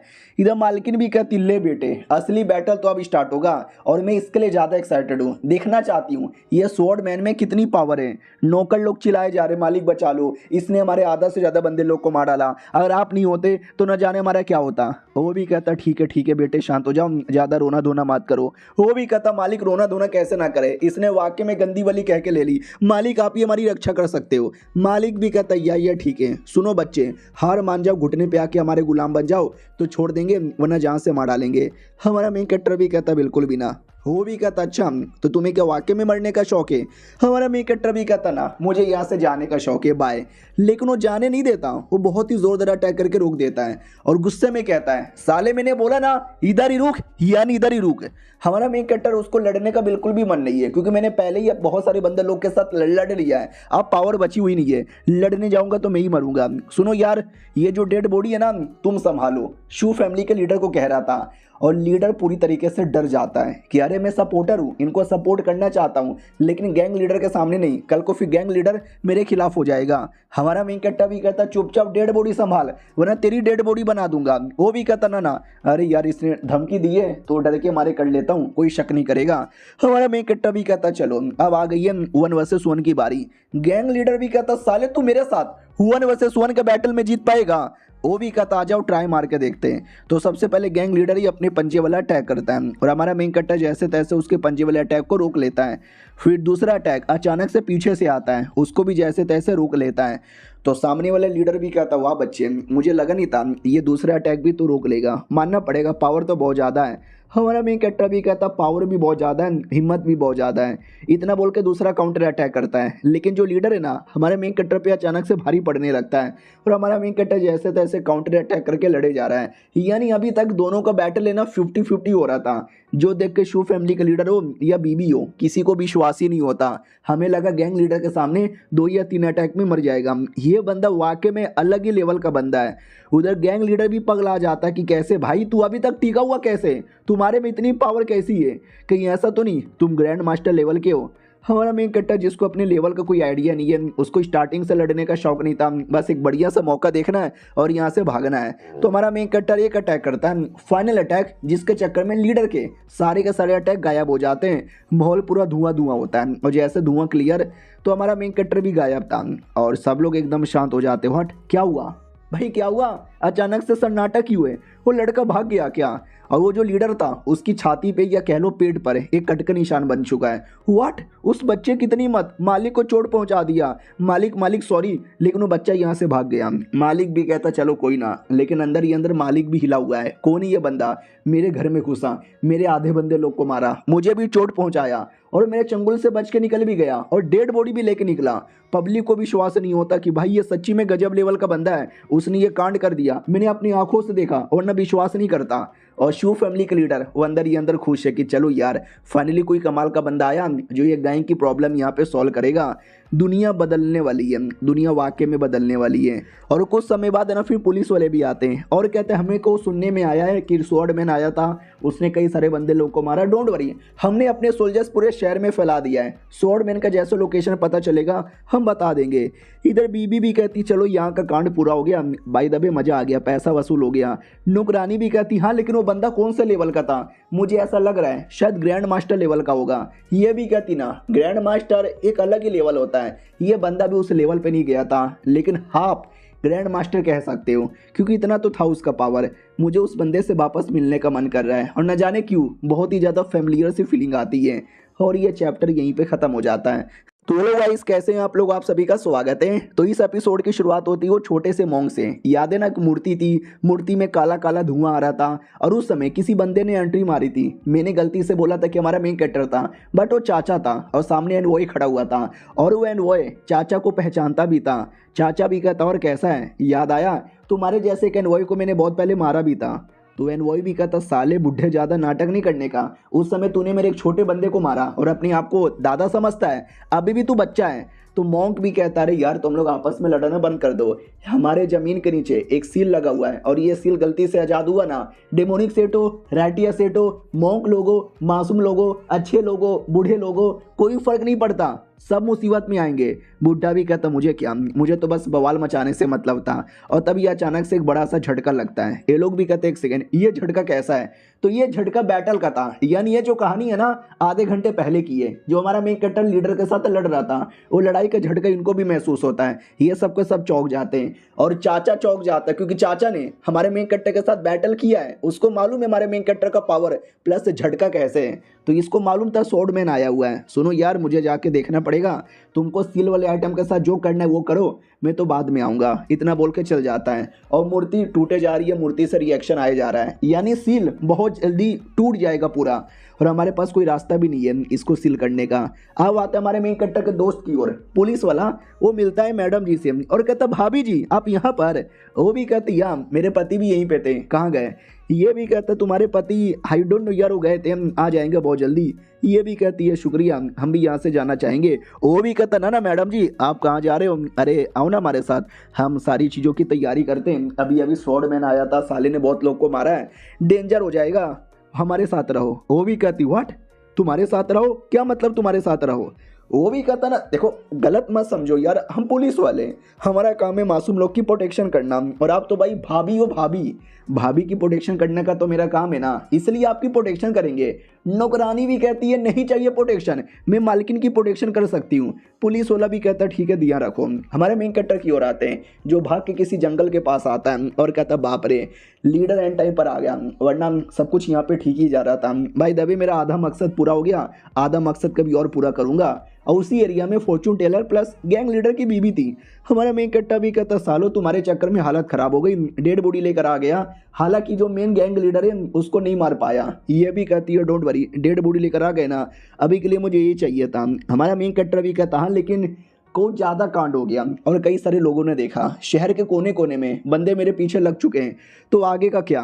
वो भी कहती आगे का क्या, मैं तो चल जाऊंगी डोंगलुओ डेजर्ट में। फॉर्चून टेलर भी कहता व्हाट, गोंगलुओ डेजर्ट? तुम्हें मालूम भी है गोंगलुओ डेजर्ट के पास डेमोनिक सेट का अड्डा है, तुम क्या डेमोनिक सेट के साथ हाथ मिलाना चाहती हो? तुम्हें मालूम भी है ना कितने बुरे लोग हैं। तो ये भी कहती है सुनो डेमोनिक सेट हो रैटिया सेट हो क्या फ़र्क पड़ता है, सबके सब बुरे, कोई अच्छा नहीं है, कोई दूध का दूल्हा नहीं है। तो फॉर्चून टेलर भी कहता है या मैडम जी बात तो आपने सही बोली है, कोई दूध का दूल्हा नहीं है। हमारा मेन कट्टा भी कहता ठीक है वो चल जाएगी डोंगलुओ डेजर्ट में। फॉर्चून टेलर तू कहाँ जाएगा? वो भी कहता वेल मैं कहाँ जाऊँगा, मैं फॉर्चून टेलर हूँ, कभी यहाँ कभी वहाँ जाता रहूँगा कहीं ना कहीं। तुम्हारा क्या विचार है, तुम कहाँ जाओगे, मेरे साथ आओगे?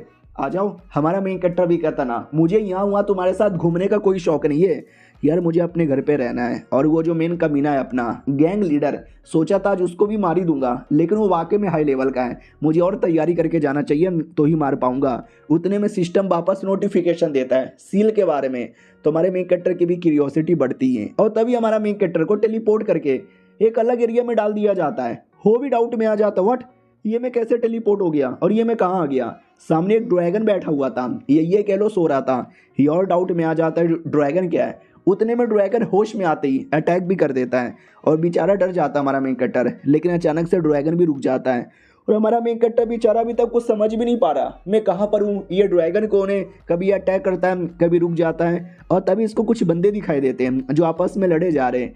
बेसिकली दो बंदे नहीं बल्कि पूरी टीम है, वो सब आपस में लड़े जा रहे हैं, एक दूसरे को मारे जा रहे हैं। ओ शिट यार, वो बिल्कुल मेरे जैसा दिख रहा है, वो मर गया। फिर अचानक से हमारा मेन कैरेक्टर होश में आता है, तो वो बेसिकली एक इल्यूजन था, रियल कुछ भी नहीं था। और इस इल्यूजन का कनेक्शन है ना जमीन के नीचे जो आइटम सील है उसी को लेकर है, और उसके अंदर इतना पावर है, इतना पावर है, इतना पावर है कि हम क्या बताएं। हेवनली स्पिरिचुअल एनर्जी है।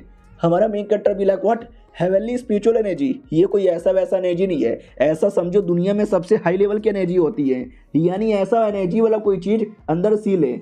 लेकिन ऐसा कौन सा चीज़ है जिसमें इतनी हाई लेवल की एनर्जी हो? ड्रैगन? अंदर कोई ड्रैगन सील है क्या? अगर ड्रैगन है तो मुझे वो बंदे लोग जो लड़ते हुए दिखे थे वो लोग कौन है? यार मेरा डाउट क्लियर होने के बदले डाउट और बढ़ गया। इतने में बीबी कहती है हेलो। ये भी कहता है ये मैडम जी बोलो कुछ बोलना था। वो भी कहती है वेल मैं ये कहना चाहती हूँ, याद है पिछले बार मैंने तुमको एक पेंडेंट जैसा आर्टिफैक्ट दिया था काम पूरा करने के लिए, रखो रखो, वापस नहीं मांग रही, लेकिन वो पेंडेंट बहुत ही कीमती है, मेरे असली पति की आखिरी निशानी है, तो संभाल के रखना। हमारा मेन कैरेक्टर भी कहता है काम करो, अगर इतना कीमती है तो अपने पास रखो। पेंडेंट में जो एनर्जी थी ना वो लेकर पिछली बार मैंने लेवल अप कर लिया, तो अब मुझे नहीं चाहिए। वो भी कहती वाह शुक्रिया। फॉर्चून टेलर भी कहता क्या रे सुअर के बच्चे क्या शुक्रिया, तूने उसका आइटम उसको लौटा दिया, याद है मैंने भी तुझे कोई आइटम दिया था, मेरा आइटम भी लौटाएगा ना? हमारा मेन कैरेक्टर भी कहता है मुंह में ले ले, मैं नहीं लौटाने वाला। बीबी उतने में चेक कर लेती है कि एक सेकेंड, इसके अंदर जो भी एनर्जी थी वो एनर्जी तूने अब्जॉर्व कर ली। हमारा मेन कैरेक्टर भी कहता है यार तभी तो मैंने आपको लौटाया। वो भी कहती है रियली, अबे कह दो कि ये मजाक है, क्योंकि इसमें ये जो एनर्जी है ऐसे वैसे बंदे लोग डाइवर्ट कर ही नहीं सकते, मर जाएंगे साले। स्पेशल जिनके पास इंपीरियल ब्लड लाइन है वो लोग ही कर सकते हैं। हमारा मेन कैरेक्टर डाउट में आ जाता, व्हाट इंपीरियल ब्लड लाइन, मेरे अंदर कोई इंपीरियल ब्लड लाइन है, मुझे कोई आइडिया नहीं है, लेकिन एनर्जी तो मैंने डिवोर की है। फॉर्चून टेलर भी कहता, साले कुत्ते सुअर के बच्चे, तूने इतना बड़ा सच्चाई हमसे छुपाया, और मैं तो फॉर्चून टेलर हूँ बीसी, मुझे भी पता नहीं चला। बीबी कहती है, तभी तो यार तुम वाकई में गजब बंदे हो, तुमसे ज़्यादा हाई लेवल का बंदा मैंने कभी देखा भी नहीं है। फॉर्चून टेलर भी कहता, शायद तुम्हें मालूम नहीं है, ये जो जुओ डायनेस्टी है ये कोई ऐसी वैसी डायनेस्टी नहीं है। एक टाइम था जब ये हाई लेवल का हुआ करता था, लेकिन धीरे धीरे थोड़ा मुसीबत आने लगा। और एक सेकेंड, तुम्हारा सरनेम जुओ है ना, वो जुओ डायनेस्टी, अबे तभी तो मैं इतना क्यों नहीं पता लगा पाया। हमारा मेन कट्टा भी लग, फक मेरा सरनेम जुओ नहीं है, वो तो मैंने झूठ बोला था, लेकिन ये तो कहानी कुछ ज़्यादा गहरी जा चुकी है। जरा डिटेल में बताओगे जुओ डायनेस्टी के बारे में। वो भी कहता, या बताऊंगा ना, आज से कई हजार साल पहले जुओ डायनेस्टी नंबर 1 डायनेस्टी हुआ करती थी। ग्रैंड मास्टर लेवल के बंदे तो सड़कों पे मिला करते थे। बीबी कहती, अच्छा ऐसी बात है क्या, फिर क्या हुआ, अचानक से पूरे डायनेस्टी की माँ बहनें कैसी हो गई। वो भी कहता, डायनेस्टी की माँ बहनें कैसी हो गई मैं बताता हूँ, क्योंकि स्टार्टिंग में सब बढ़िया जा रहा था, अचानक से बाकी जो लोग थे ना, उन लोगों ने आपस में टीम अप कर लिया, डेमोनिक सेट हो गया या कोई भी सेट हो गया, और मिलकर डायनेस्टी पे अटैक कर दिया। और एक बार में अचानक से इतना अटैक होने पर वो सह बिल्कुल भी नहीं पाए, और सब कुछ यहाँ पे देखते ही देखते बर्बाद हो गया। और इतना नंबर 1 देश आज इतना छोटा और इतना टूटा फूटा देश यहाँ पे बन गया, समझे कि ना समझे। और भी बहुत सारी चीज़ें हुई थी, लेकिन इतनी पुरानी चीज़ें नहीं मालूम। मैं तो फॉर्चून टेलर हूँ ना, इसलिए मैंने पता लगा लिया। बाय द वे, वो जो मॉन्क सेट के नीचे आइटम सील है ना, उसी सील के चक्कर में आउट डायनेस्टी पे अटैक हुआ तो डायनेस्टी बर्बाद हो चुका है। बीबी कहती है, सच्ची में सील, ऐसा कौन सा आइटम सील है जिसके पीछे ये लोग यहाँ पे लगे हुए हैं। जहाँ तक कि मैंने सुना है, दुनिया में एक नहीं बल्कि दुनिया में टोटल 7 ऐसे अलग अलग सील हैं जो दुनिया के अलग अलग कोने में हैं। हमारा मेन कट्टा भी लाइक, व्हाट 7 अलग अलग सील है, और सील का नाम भी बोला गया था ड्रैगन लॉकिंग सील। तो हमारे मेन कट्टों को याद है ना, ड्रैगन भी दिखा था, यानी वाकई में इन सबका आपस में बहुत बड़ा कनेक्शन है। और ये चैप्टर यहीं पे खत्म भी हो जाता है। तो हेलो गाइस, कैसे हैं आप लोग, आप सभी का स्वागत है। तो पिछले एपिसोड में हमें कई सारी बातें डिटेल में बोली गई थी, मैं शॉर्ट में फिर से समझा देता हूं कि ये जो डायनेस्टी है एक टाइम पहले नंबर 1 हुआ करता था, फिर कई सारे अलग अलग लोगों ने मिलकर एक बार में अचानक से अटैक किया, और अटैक करने का पीछे रीजन था वो सील आइटम। और सील आइटम क्या है किसी को नहीं मालूम, लेकिन इतना पता है ऐसा एक नहीं बल्कि 7 अलग अलग सील है, और उसको ड्रैगन सील बोला जाता है, और उस समय के राजा लोगों ने ये लगाया था। तो हमारा मेन कैरेक्टर बीबी से पूछ लेता, तुम्हें मालूम है क्या है और क्यों लगाया गया है। तो बीबी कहती, ना यार मुझे भी कोई आइडिया नहीं है उसके बारे में। फॉर्चून टेलर, तुझे तो मालूम होगा, अपने फॉर्चून टेलिंग एबिलिटी से बता। वो भी कहता, यार हूँ मैं फॉर्चून टेलर, कमाल का फॉर्चून टेलर हूँ, लेकिन इतनी गहरी बातें लगाने की भी पता मेरी एबिलिटी नहीं है। ओके ठीक है बाय, बाद में कभी मिलेंगे। ये भी कहता, ठीक है बाद में मिलेंगे, और माँ कसम खाता हूँ उस कमीने गैंग लीडर को भी एक दिन जान से मारूंगा। बीबी कहती है, या मुझे तुम्हारे पे पूरा भरोसा है। फॉर्चून टेलर भी कहता है, या भरोसा तो मुझे भी है, ठीक है बाद में मिलेंगे। और उससे मुझे याद आया, जब मैंने बोला कि मेरे साथ चलो, तुमने मना कर दिया, क्यों, कोई और भी है क्या जिसके साथ टाइम स्पेंड करते हो। तुम्हारे मेन कैरेक्टर को याद आता है उसकी बंदी, हाँ यार उसके साथ मैं अपनी बीबी के साथ टाइम स्पेंड करता हूँ। अब आते हैं भाई पैलेस के अंदर, प्रिंस की ओर राजा का बेटा, वो अपने एक मिनिस्टर से कहता, ठीक है बताओ मामला क्या है। तो मिनिस्टर भी कहता, मामला यहाँ पे ठीक है, वो जो मॉन्क के टेम्पल के नीचे सील है ना, वो बहुत ही बड़े बड़े रिएक्शन दे रहा है, तो सबको ऐसा लगता है कि वो सील अचानक से टूट जाएगा, तो ऐसा नहीं होने वाला। याद है ना पिछले एपिसोड में प्लस ये एपिसोड की स्टार्टिंग में क्या बोला कि दुनिया में टोटल 7 अलग अलग सील है, और सातों आपस में कनेक्टेड है। जब तक सातों का सातों ओपन ना हो जाए, जब तक ये पूरा सील ओपन नहीं होगा, बाई चांस मान लो 6 सील ओपन हो गया, लेकिन एक सील अभी भी सील है, तो वो ओवरऑल कभी ओपन होगा ही नहीं, सातों के एक बार में होना पड़ेगा, और सातों एक बार में हो जाए ऐसा तो पॉसिबल ही नहीं है। तो प्रिंस भी कहता, अच्छा मेरे पापा भी बड़े पागल आदमी थे, हमेशा डरते थे ये हो जाएंगे वो जाएंगे, बाकी तुम चेक करके मुझे पता लगाओ आगे क्या क्या होने वाला है।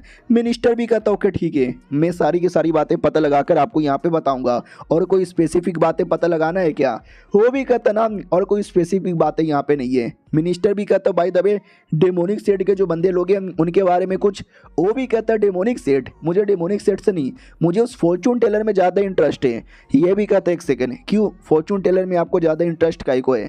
ये भी कहता, क्योंकि मुझे उसका यूज़ करना है, अच्छे से यहाँ पे यूज़ करना है। तुम्हें नहीं मालूम हो कितना ज़्यादा इंपॉर्टेंट है। बहुत पहले उसने फॉर्चून टेलर का यूज़ किया था मेरे दूसरे भाई ने अपना पावर बढ़ाने के लिए, अब मैं उसका यूज़ करूँगा अपना पावर बढ़ाने के लिए। मालूम है ना यार, ये राजा लोग के बेटे आपस में लड़ते रहते हैं। भाई मैंने इतना चाइनीज मांगा देखा है, उसमें कोई ना कोई राजा होता है, और राजा अश्लील, उसके कई बच्चे होते हैं, और सारे बच्चे आपस में लड़ते रहते हैं।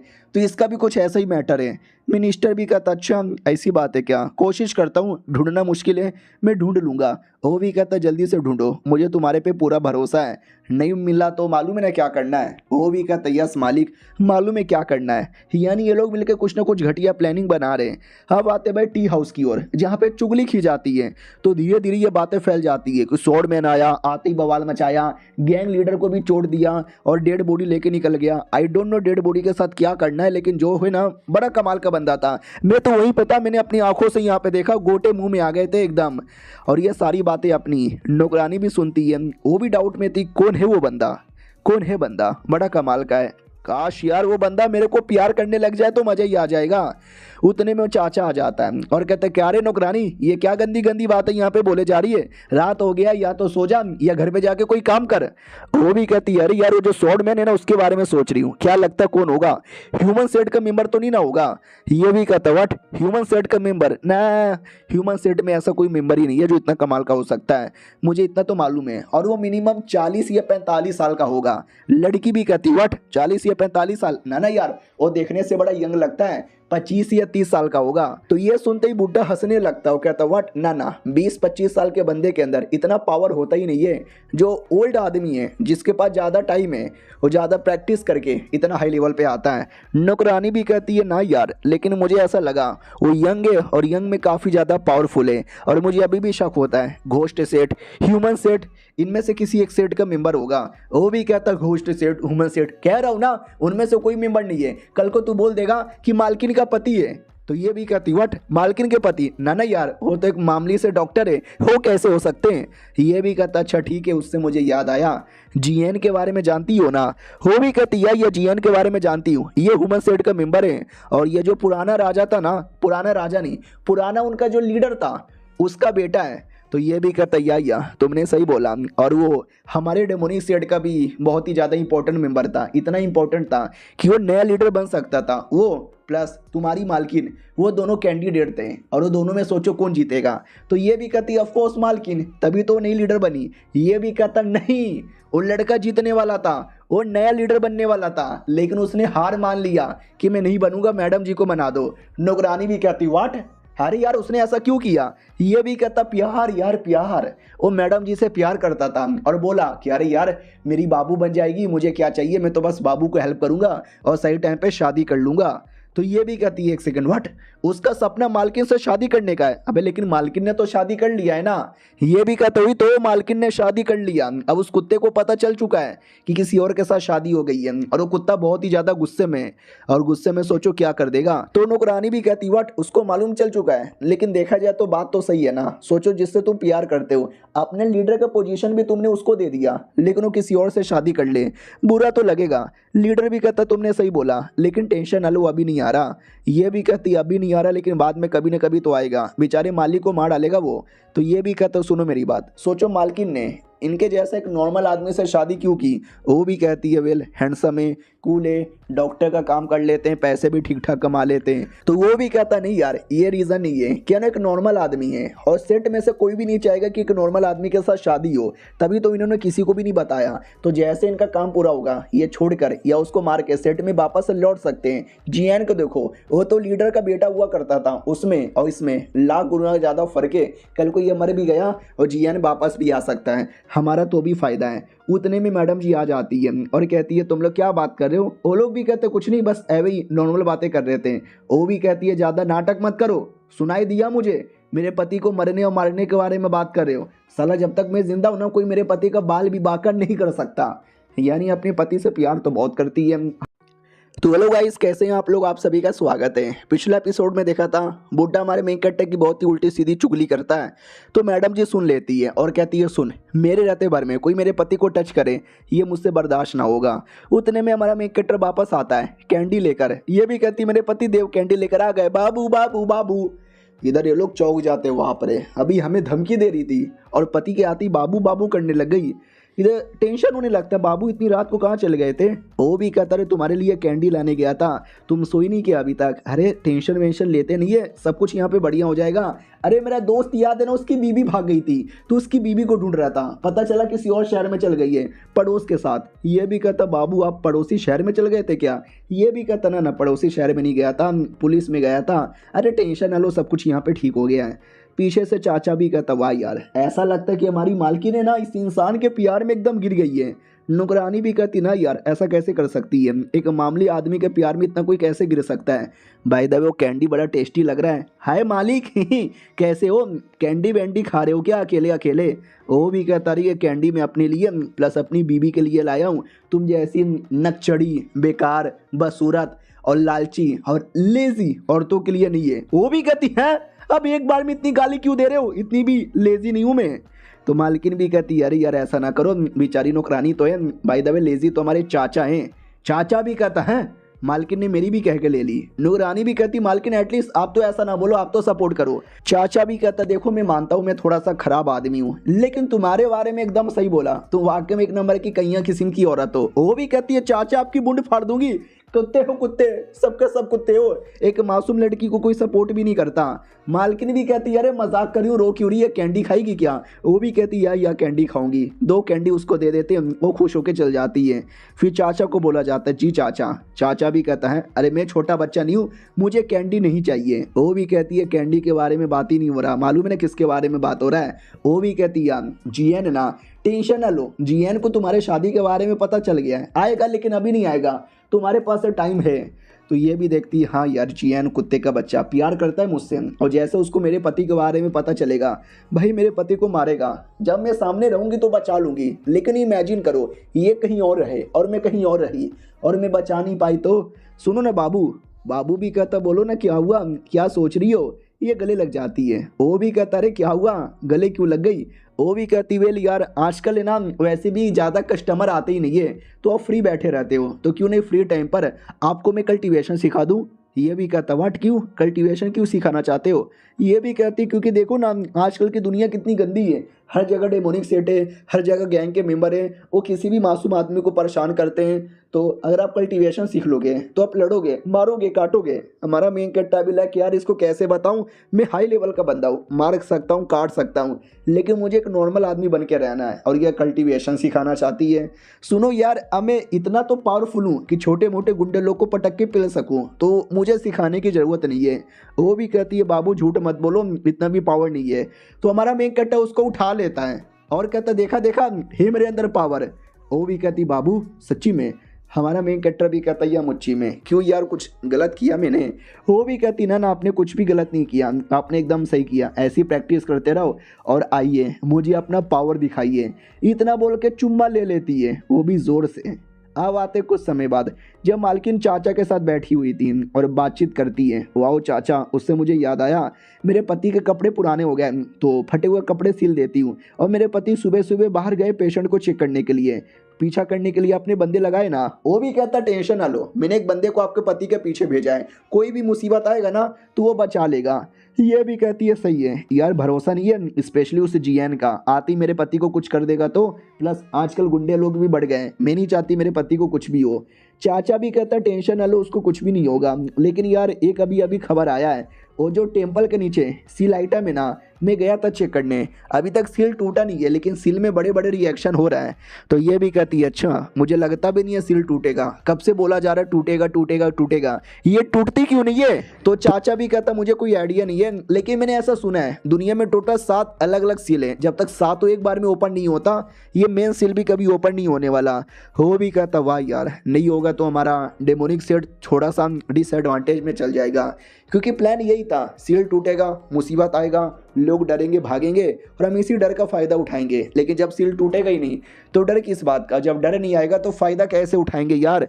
वो भी कहता टेंशन ना लो, वो हम तो भी देख लेंगे, बस मालूम है ना एक ऐसा बंदा है जिसने आपके पति के बारे में एक्सपोज किया। ये भी कहती हाँ, क्योंकि हम तीनों के अलावा एक ही ऐसा आदमी है जो जानता था कि मेरी शादी हो गई है, वो भी डेमोनिक सेट का एक एल्डर है, उसने गद्दारी की जीएन को बताकर। ये भी कहता है साला एक नंबर का गद्दारी है, जैसा मौका मिलेगा ना वैसे उसको मारूंगा। मालकिन भी कहती है उसको यहाँ पे मारो। उससे मुझे याद आया बस वो बंदा आए, जीएन आए, उससे पहले मुझे बता देना उसके बारे में। ये भी कहता डोंट वरी, मेरे जासूस कोने कोने में लगे हुए हैं, जैसे वो शहर में एंट्री मारेगा मैं आपको बता दूंगा। उतने में जो पुलिस वाला दोस्त है ना वो आता है कुछ लेकर खाने पीने की, और कहता और कैसे हो भैया, किधर है भाभी जी, और नौकरानी भी कहीं दिखाई नहीं दे रही। तो ये भी कहती है भैया गए किसी पेशेंट को चेक करने के लिए, और रही बात नौकरानी, वो नदी के पास कपड़े धोने गई। वो भी कहता अच्छा ठीक है भाई दबे एंजॉय कीजिए, मैं 2 मिनट में आया। इसको हमारी नौकरानी पसंद आ चुकी थी, वो भी देखता हूँ नौकरानी अकेले में फ़ायदा उठाऊंगा। और चाचा को आइडिया लग जाता है कि अच्छा बेटे नौकरानी का फ़ायदा उठाने जा रहा है अकेले में, अभी इसका पीछा करता हूँ। नौकरानी की ओर आते हैं, कपड़े धो रही थी, ये पीछे से आता है और कहता और नौकरानी कैसी हो, तुम्हारे लिए खाने का चीज़ लेकर आया हूँ। वो भी कहता अरे आपको यहाँ पे आने की क्या ज़रूरत है, मुझे कुछ नहीं चाहिए। वो फिगर देख लेता है, कहता है हाय नौकरानी हो तो ऐसी, अरे खा लो यार, तुम्हारे लिए बिस्कुट लेकर आया हूँ। वो भी कहती ना ना यार मैं डाइट पर हूँ, मैं नहीं खा सकती। वो भी कहता चलो ज़्यादा नाटक ना करो यार, तुम्हें जो चाहिए वो सब ला के देने को तैयार हूँ, तुम जो बोलोगी वो करूँगा। ये भी कहती है सच्ची में जो मैं बोलूँगी वो हो। ये भी कहता यार तुम जो बोलोगी वो, अरे तुम कुत्ता बोलो तो मैं कुत्ता बन जाऊँगा। तो वो सच्ची में कहती है कि हमारा जो कुत्ता है ना वो कल से मिल नहीं रहा, तो कुत्ते के बदले आ जाओ। वो भी कहता है अब इसने तो सच्ची में कुत्ता बना दिया। और यह सब कुछ चाचा भी देख लेता है और कहता और नहीं तो क्या, हमारी नौकरानी को पटा ले, इतना किसी में दम नहीं। अब आता हमारे मेन कैरेक्टर की ओर, अचानक से उसके पास एक मैसेज आता है। ये मैसेज है अपने फॉर्चून टेलर का। मैसेज में लिखा हुआ है कि कोने में आके मुझसे मिलो। हमारा मेन कैरेक्टर भी लग ओ मुझे लगा वो शहर से निकल जाएगा, लेकिन अभी शहर में मुझे जाना पड़ेगा। तो हमारा मेन कैरेक्टर अचानक से गायब हो जाता है। और याद है ना चाचा ने क्या बोला था कि मैंने एक बंदा हमारे मेन कैरेक्टर के पीछे लगाया है, और वो बंदा भी चौंक जाता है कि व्हाट, मालिक ने बोला था इसका पीछा करने का, अब ये गायब हो गया, मैं क्या करूं। मालकिन की ओर आते हैं जो घर पे अपना अच्छा से काम कर रही थी। तभी चाचा आता है और कहता है जो तुम्हारे पति है ना अचानक से गायब हो गए। ये भी चौंक जाती, व्हाट क्या बक रहे हो।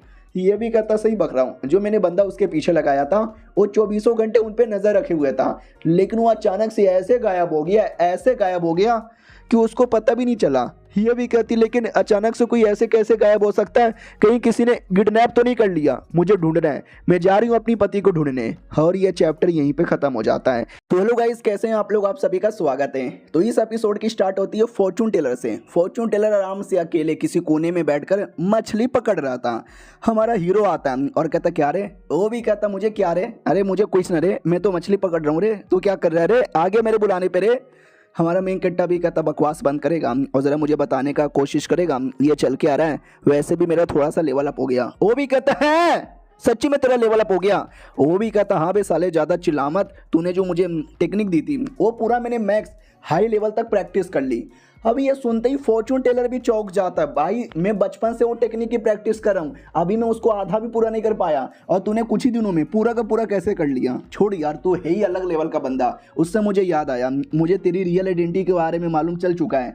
अब ये सुनते ही हमारा मेन कैरेक्टर घबरा जाता है। एक सेकंड, व्हाट, मेरी रियल आइडेंटिटी, अबे मेरी रियल आइडेंटिटी के बारे में कैसे पता चला, तो बोल भाई कौन हूँ मैं।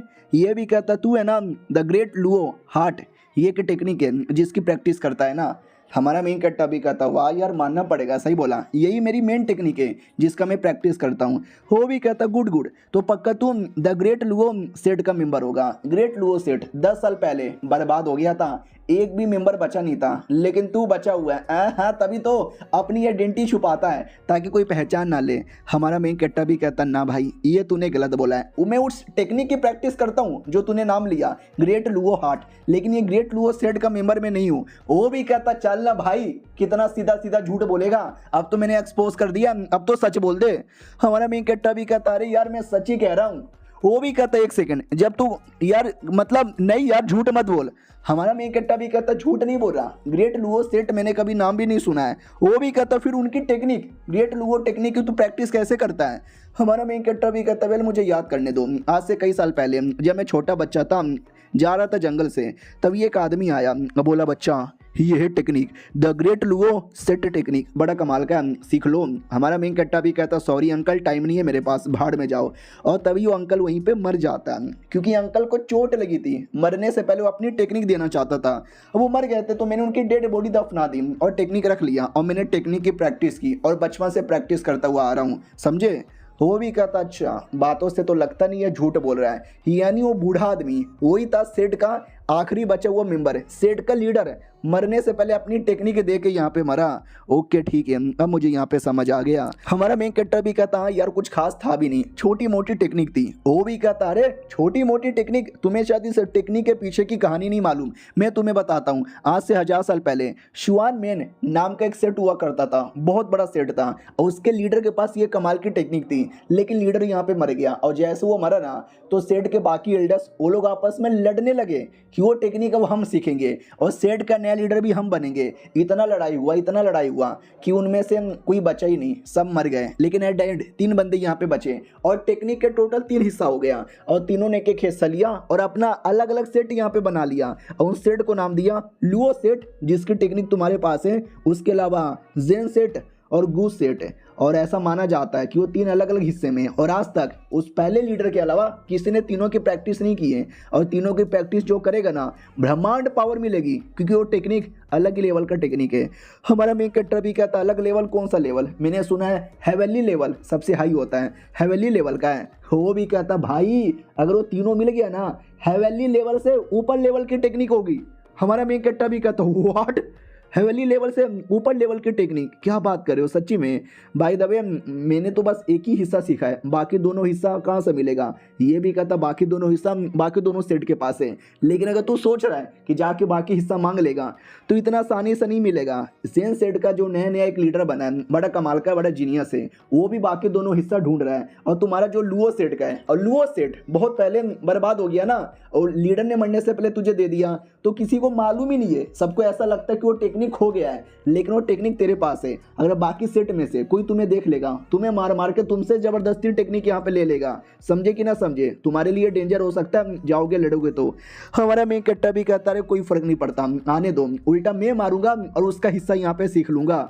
फॉर्चून टेलर भी कहता भाई तुझे तो बता के कोई मतलब ही नहीं है, तू तो करता अपनी मन की है, करो करो, बाय द वे पापे खाएगा। हमारा मेन कट्टा भी कहता ना पापे बापे मुझे नहीं खाना। वो भी कहता ठीक है यार, मुझे तो एक तो समझ नहीं आ रहा मैं क्या करूँ, कहाँ जाऊँ, सोच रहा हूँ यहाँ वहाँ कहीं जाता हूँ, घूमता हूँ, मस्ती मजाक करता हूँ। हमारा मेन कट्टा भी कहता रहे यहीं पर रह के आराम से काम करना, मछली पकड़, आराम से दारू पी, तुझे चिकन भी ला के देता रहूँगा। वो भी कहता ना यार मुझे जाना पड़ेगा, उसके पीछे मेरा अपना मकसद भी है। हाँ लेकिन जाने से पहले मैं तुम्हें ये देना चाहता हूँ, वो सेम टेक्निक लेकिन गूस सेट का। तुम्हारा मेन कट्टा भी देख के चौंक जाता है, एक सेकंड भाई ये तो गूस सेट का टेक्निक है। याद है ना टेक्निक के 3 हिस्से हुए थे, जेन सेट, लुओ सेट और गूस सेट। हमारे मेन कट्टे के पास लुओ सेट का है, फॉर्चून टेलर ने भाई अपने दूसरा गूस सेट का दे दिया, यानी तीसरा और एक लौता जेन सेट की टेक्निक बची हुई है। यानी फॉर्चून टेलर ने या तो चोरी किया होगा या शायद वो होगा शायद अपने गूस सेट का मेंबर। अब आते भाई अपने पुलिस वाले दोस्त की ओर, जो अपना पुलिस का काम कर रहा था, मस्ती मजाक कर रहा था। तभी दूसरा पुलिस वाला भी कहता भाई क्यों मस्ती मजाक करते हो, काम पे ध्यान क्यों नहीं देते? वो भी कहता कर तो रहा हूँ, काम पे ध्यान तो दे रहा हूँ, थोड़े से कोठे पे जाके मजे क्या कर लिए तो क्या ये कोई पाप है? बोला भी जाता यार ड्यूटी के बीच में कोठे पे जाकर ये सब करोगे तो पाप है, अगर मैंने कंप्लेंट कर दिया ना नौकरी से हाथ धो बैठोगे। वो भी कहता सॉरी यार किसी को मत बोलना, मैं जाके अपना काम करके आता हूँ। तो बढ़िया अपना काम कर रहे थे, काम करते करते एक बंदे का ध्यान जाता कई अजीब अजीब चीज़ों पे। ओ शिट ये क्या है, एक सेकंड, ये तो एक इशारा है और ये इशारा हमेशा सेट वाले देते हैं, और इस इशारे का ये मतलब हुआ कोई मिशन है। लेट मिसी क्या मिशन है? तो मिशन एक पेपर पे लिखा था, यस लेवल का मिशन यानी हाई लेवल का, और मिशन इतना था डॉक्टर को ढूंढो शहर के अंदर। अब ये बातें फैल जाती है अपने गैंग लीडर की ओर कि एक डॉक्टर को ढूंढना है, जाओ जल्दी से डॉक्टर को यहाँ पे ढूंढो। और धीरे धीरे बातें कुछ ज़्यादा फैलती है। गैंग लीडर के पास खबर आती है कि सेठ वालों ने ऑर्डर यहाँ पे दिया है, एक डॉक्टर है उसको यहाँ पे ढूंढना है। तो ये लोग भी कहते हैं डॉक्टर, कौन सा डॉक्टर है?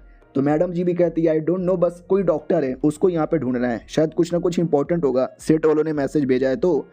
तो ये भी कहता है शायद सेट में कोई बहुत ज़्यादा बीमार होगा और उसको इलाज के लिए कोई डॉक्टर चाहिए, क्यों लीडर तुम्हारा क्या विचार है?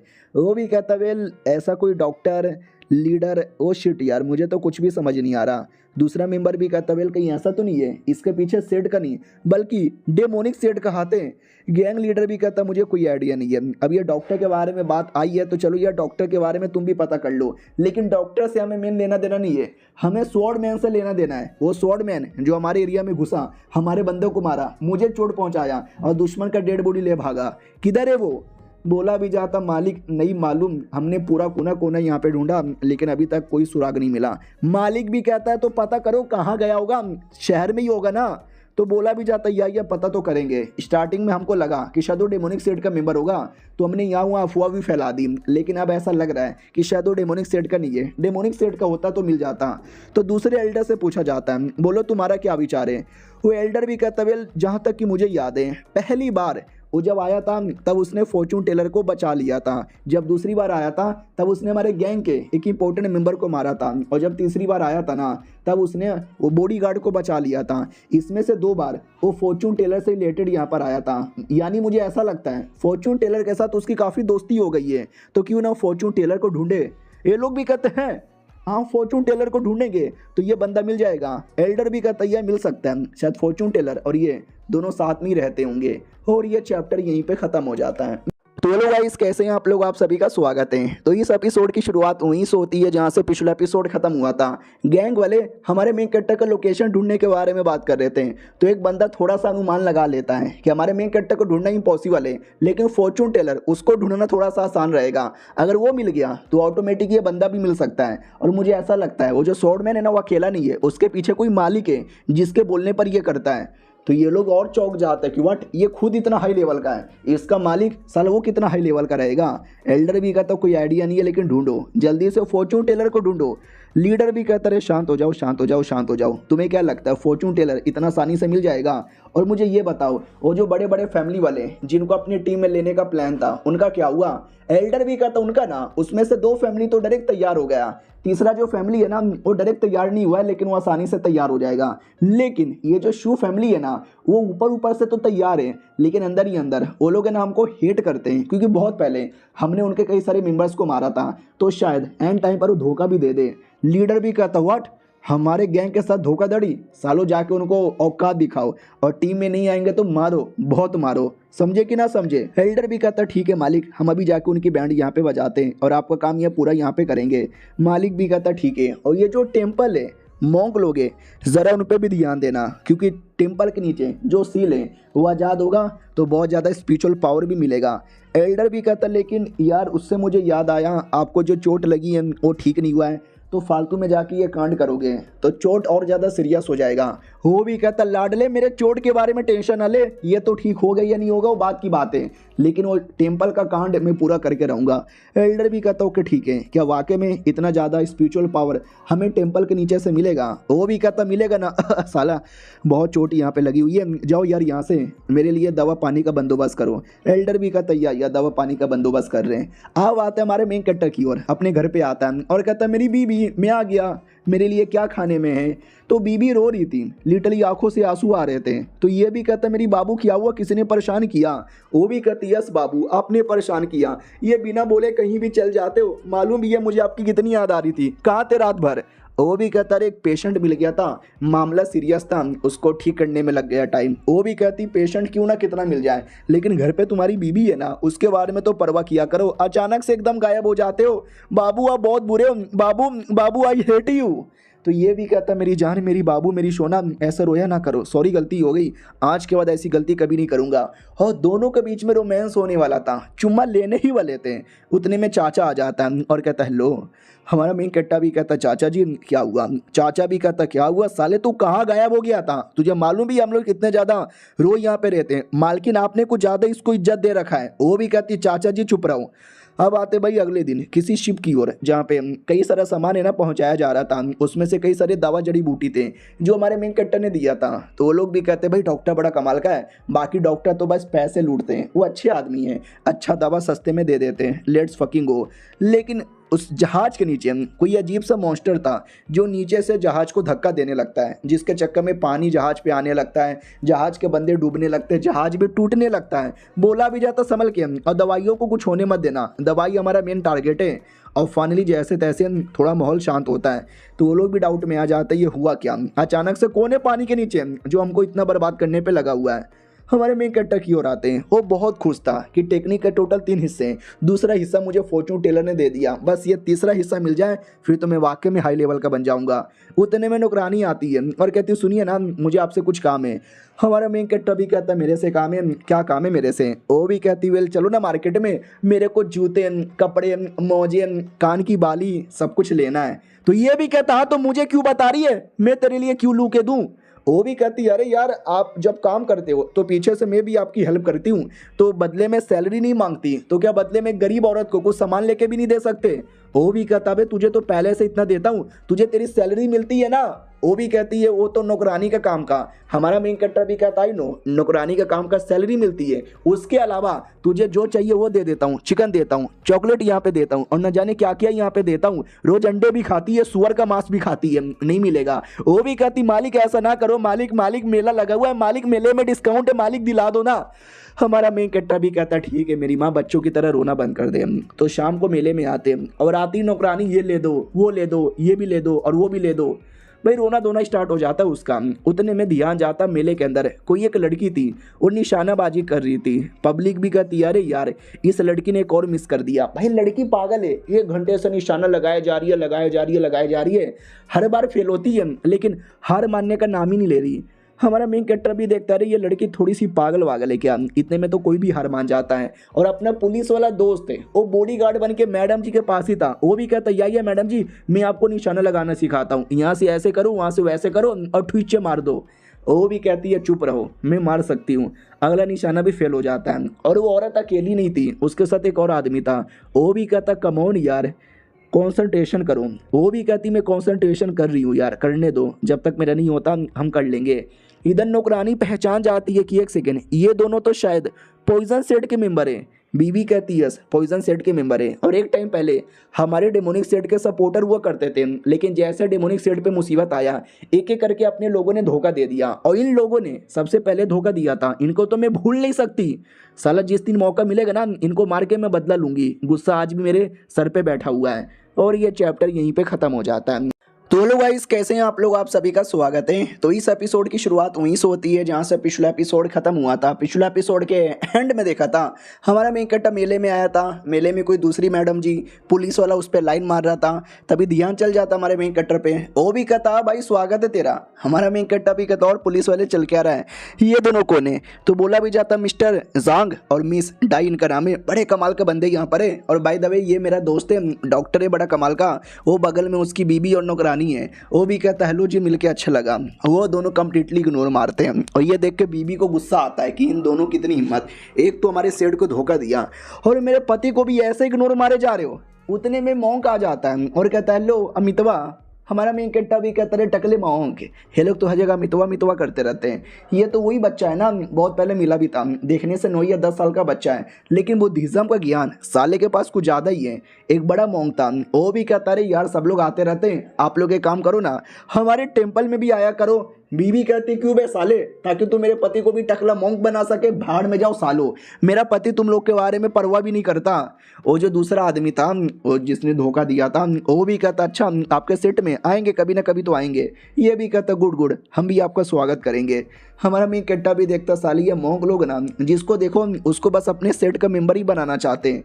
वो भी कहता ओके ठीक है आएंगे, अच्छे से आएंगे, थोड़ा बुद्धिज्म का नॉलेज हम भी ले लेंगे, क्यों मॉन्क जी। मॉन्क भी कहता या यू आर राइट है।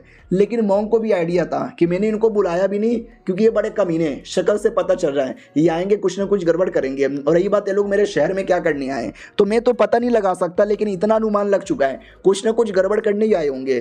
वो कमीना भी कहता ओके ठीक है हमारा काम हो गया, अब यहाँ से जाना चाहेंगे। ये बच्चा कौन है? तो बच्चा भी कहता अरे मैं मॉन्क हूँ, स्वागत है आप सभी का। वो पुलिस वाला भी कहता सुनो ना जाने से पहले थोड़ा मैं ये कहना चाहता हूँ कि मैडम जी, अरे यार मुझे मैडम जी बड़ी पसंद है।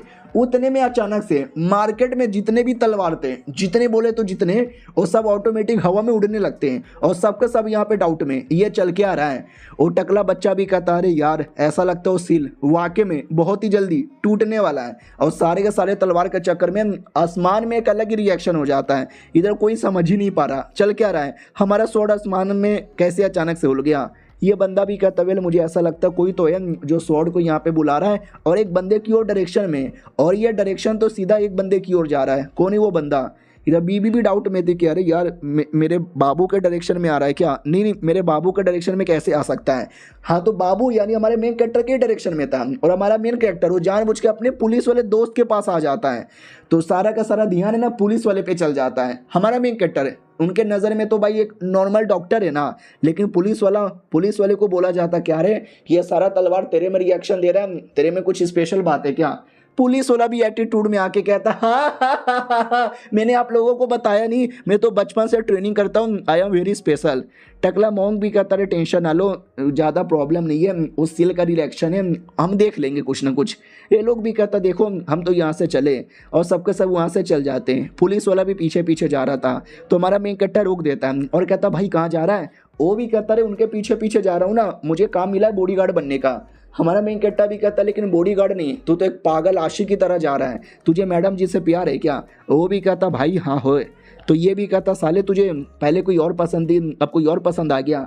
मेरी नौकरानी पे भी लाइन मार रहा था। वो भी कहता हाँ लाइन मार रहा था, लेकिन तेरी नौकरानी ने भाव ही नहीं दिया। जब वो भाव देने वाली नहीं है तो मैं किसी और को पटाना पसंद करूँगा। हमारा मेन कट्टा भी कहता है भाई कितना ठरकी है, एक ने भाव नहीं दिया तो डायरेक्ट दूसरे के पास। वो भी कहता या उन लोग के पास आता है, बताने लगता है ये माउंटेन है, यहाँ पे ये है, यहाँ पे वो है, ये घूमो वो घूमो। तो वो बंदा भी कहता सुन यार मैंने नोटिस किया तू कुछ ज़्यादा ही हमारे तलबा चाट रहा है। वो भी कहता ना देखो ऐसी कोई बात नहीं है, कोई बात नहीं है। लड़का भी कहता ना कोई तो बात है, हमको क्लियर बता, इतना हमसे क्यों चिपक रहा है। वो लड़की भी कहती सुन प्यार हो गया क्या तुझे मेरे से। तो ये भी कहता मैडम जी आपने डायरेक्ट मुंह पे पूछ लिया है, तो मैं कहना चाहता हूँ या प्यार हो गया है मुझे, सच्चा वाला प्यार हो गया है मुझे आपसे। तो वो भी कहती आई एम सॉरी, लेकिन मुझे तुमसे प्यार नहीं है, हमारे बीच में कुछ नहीं हो सकता।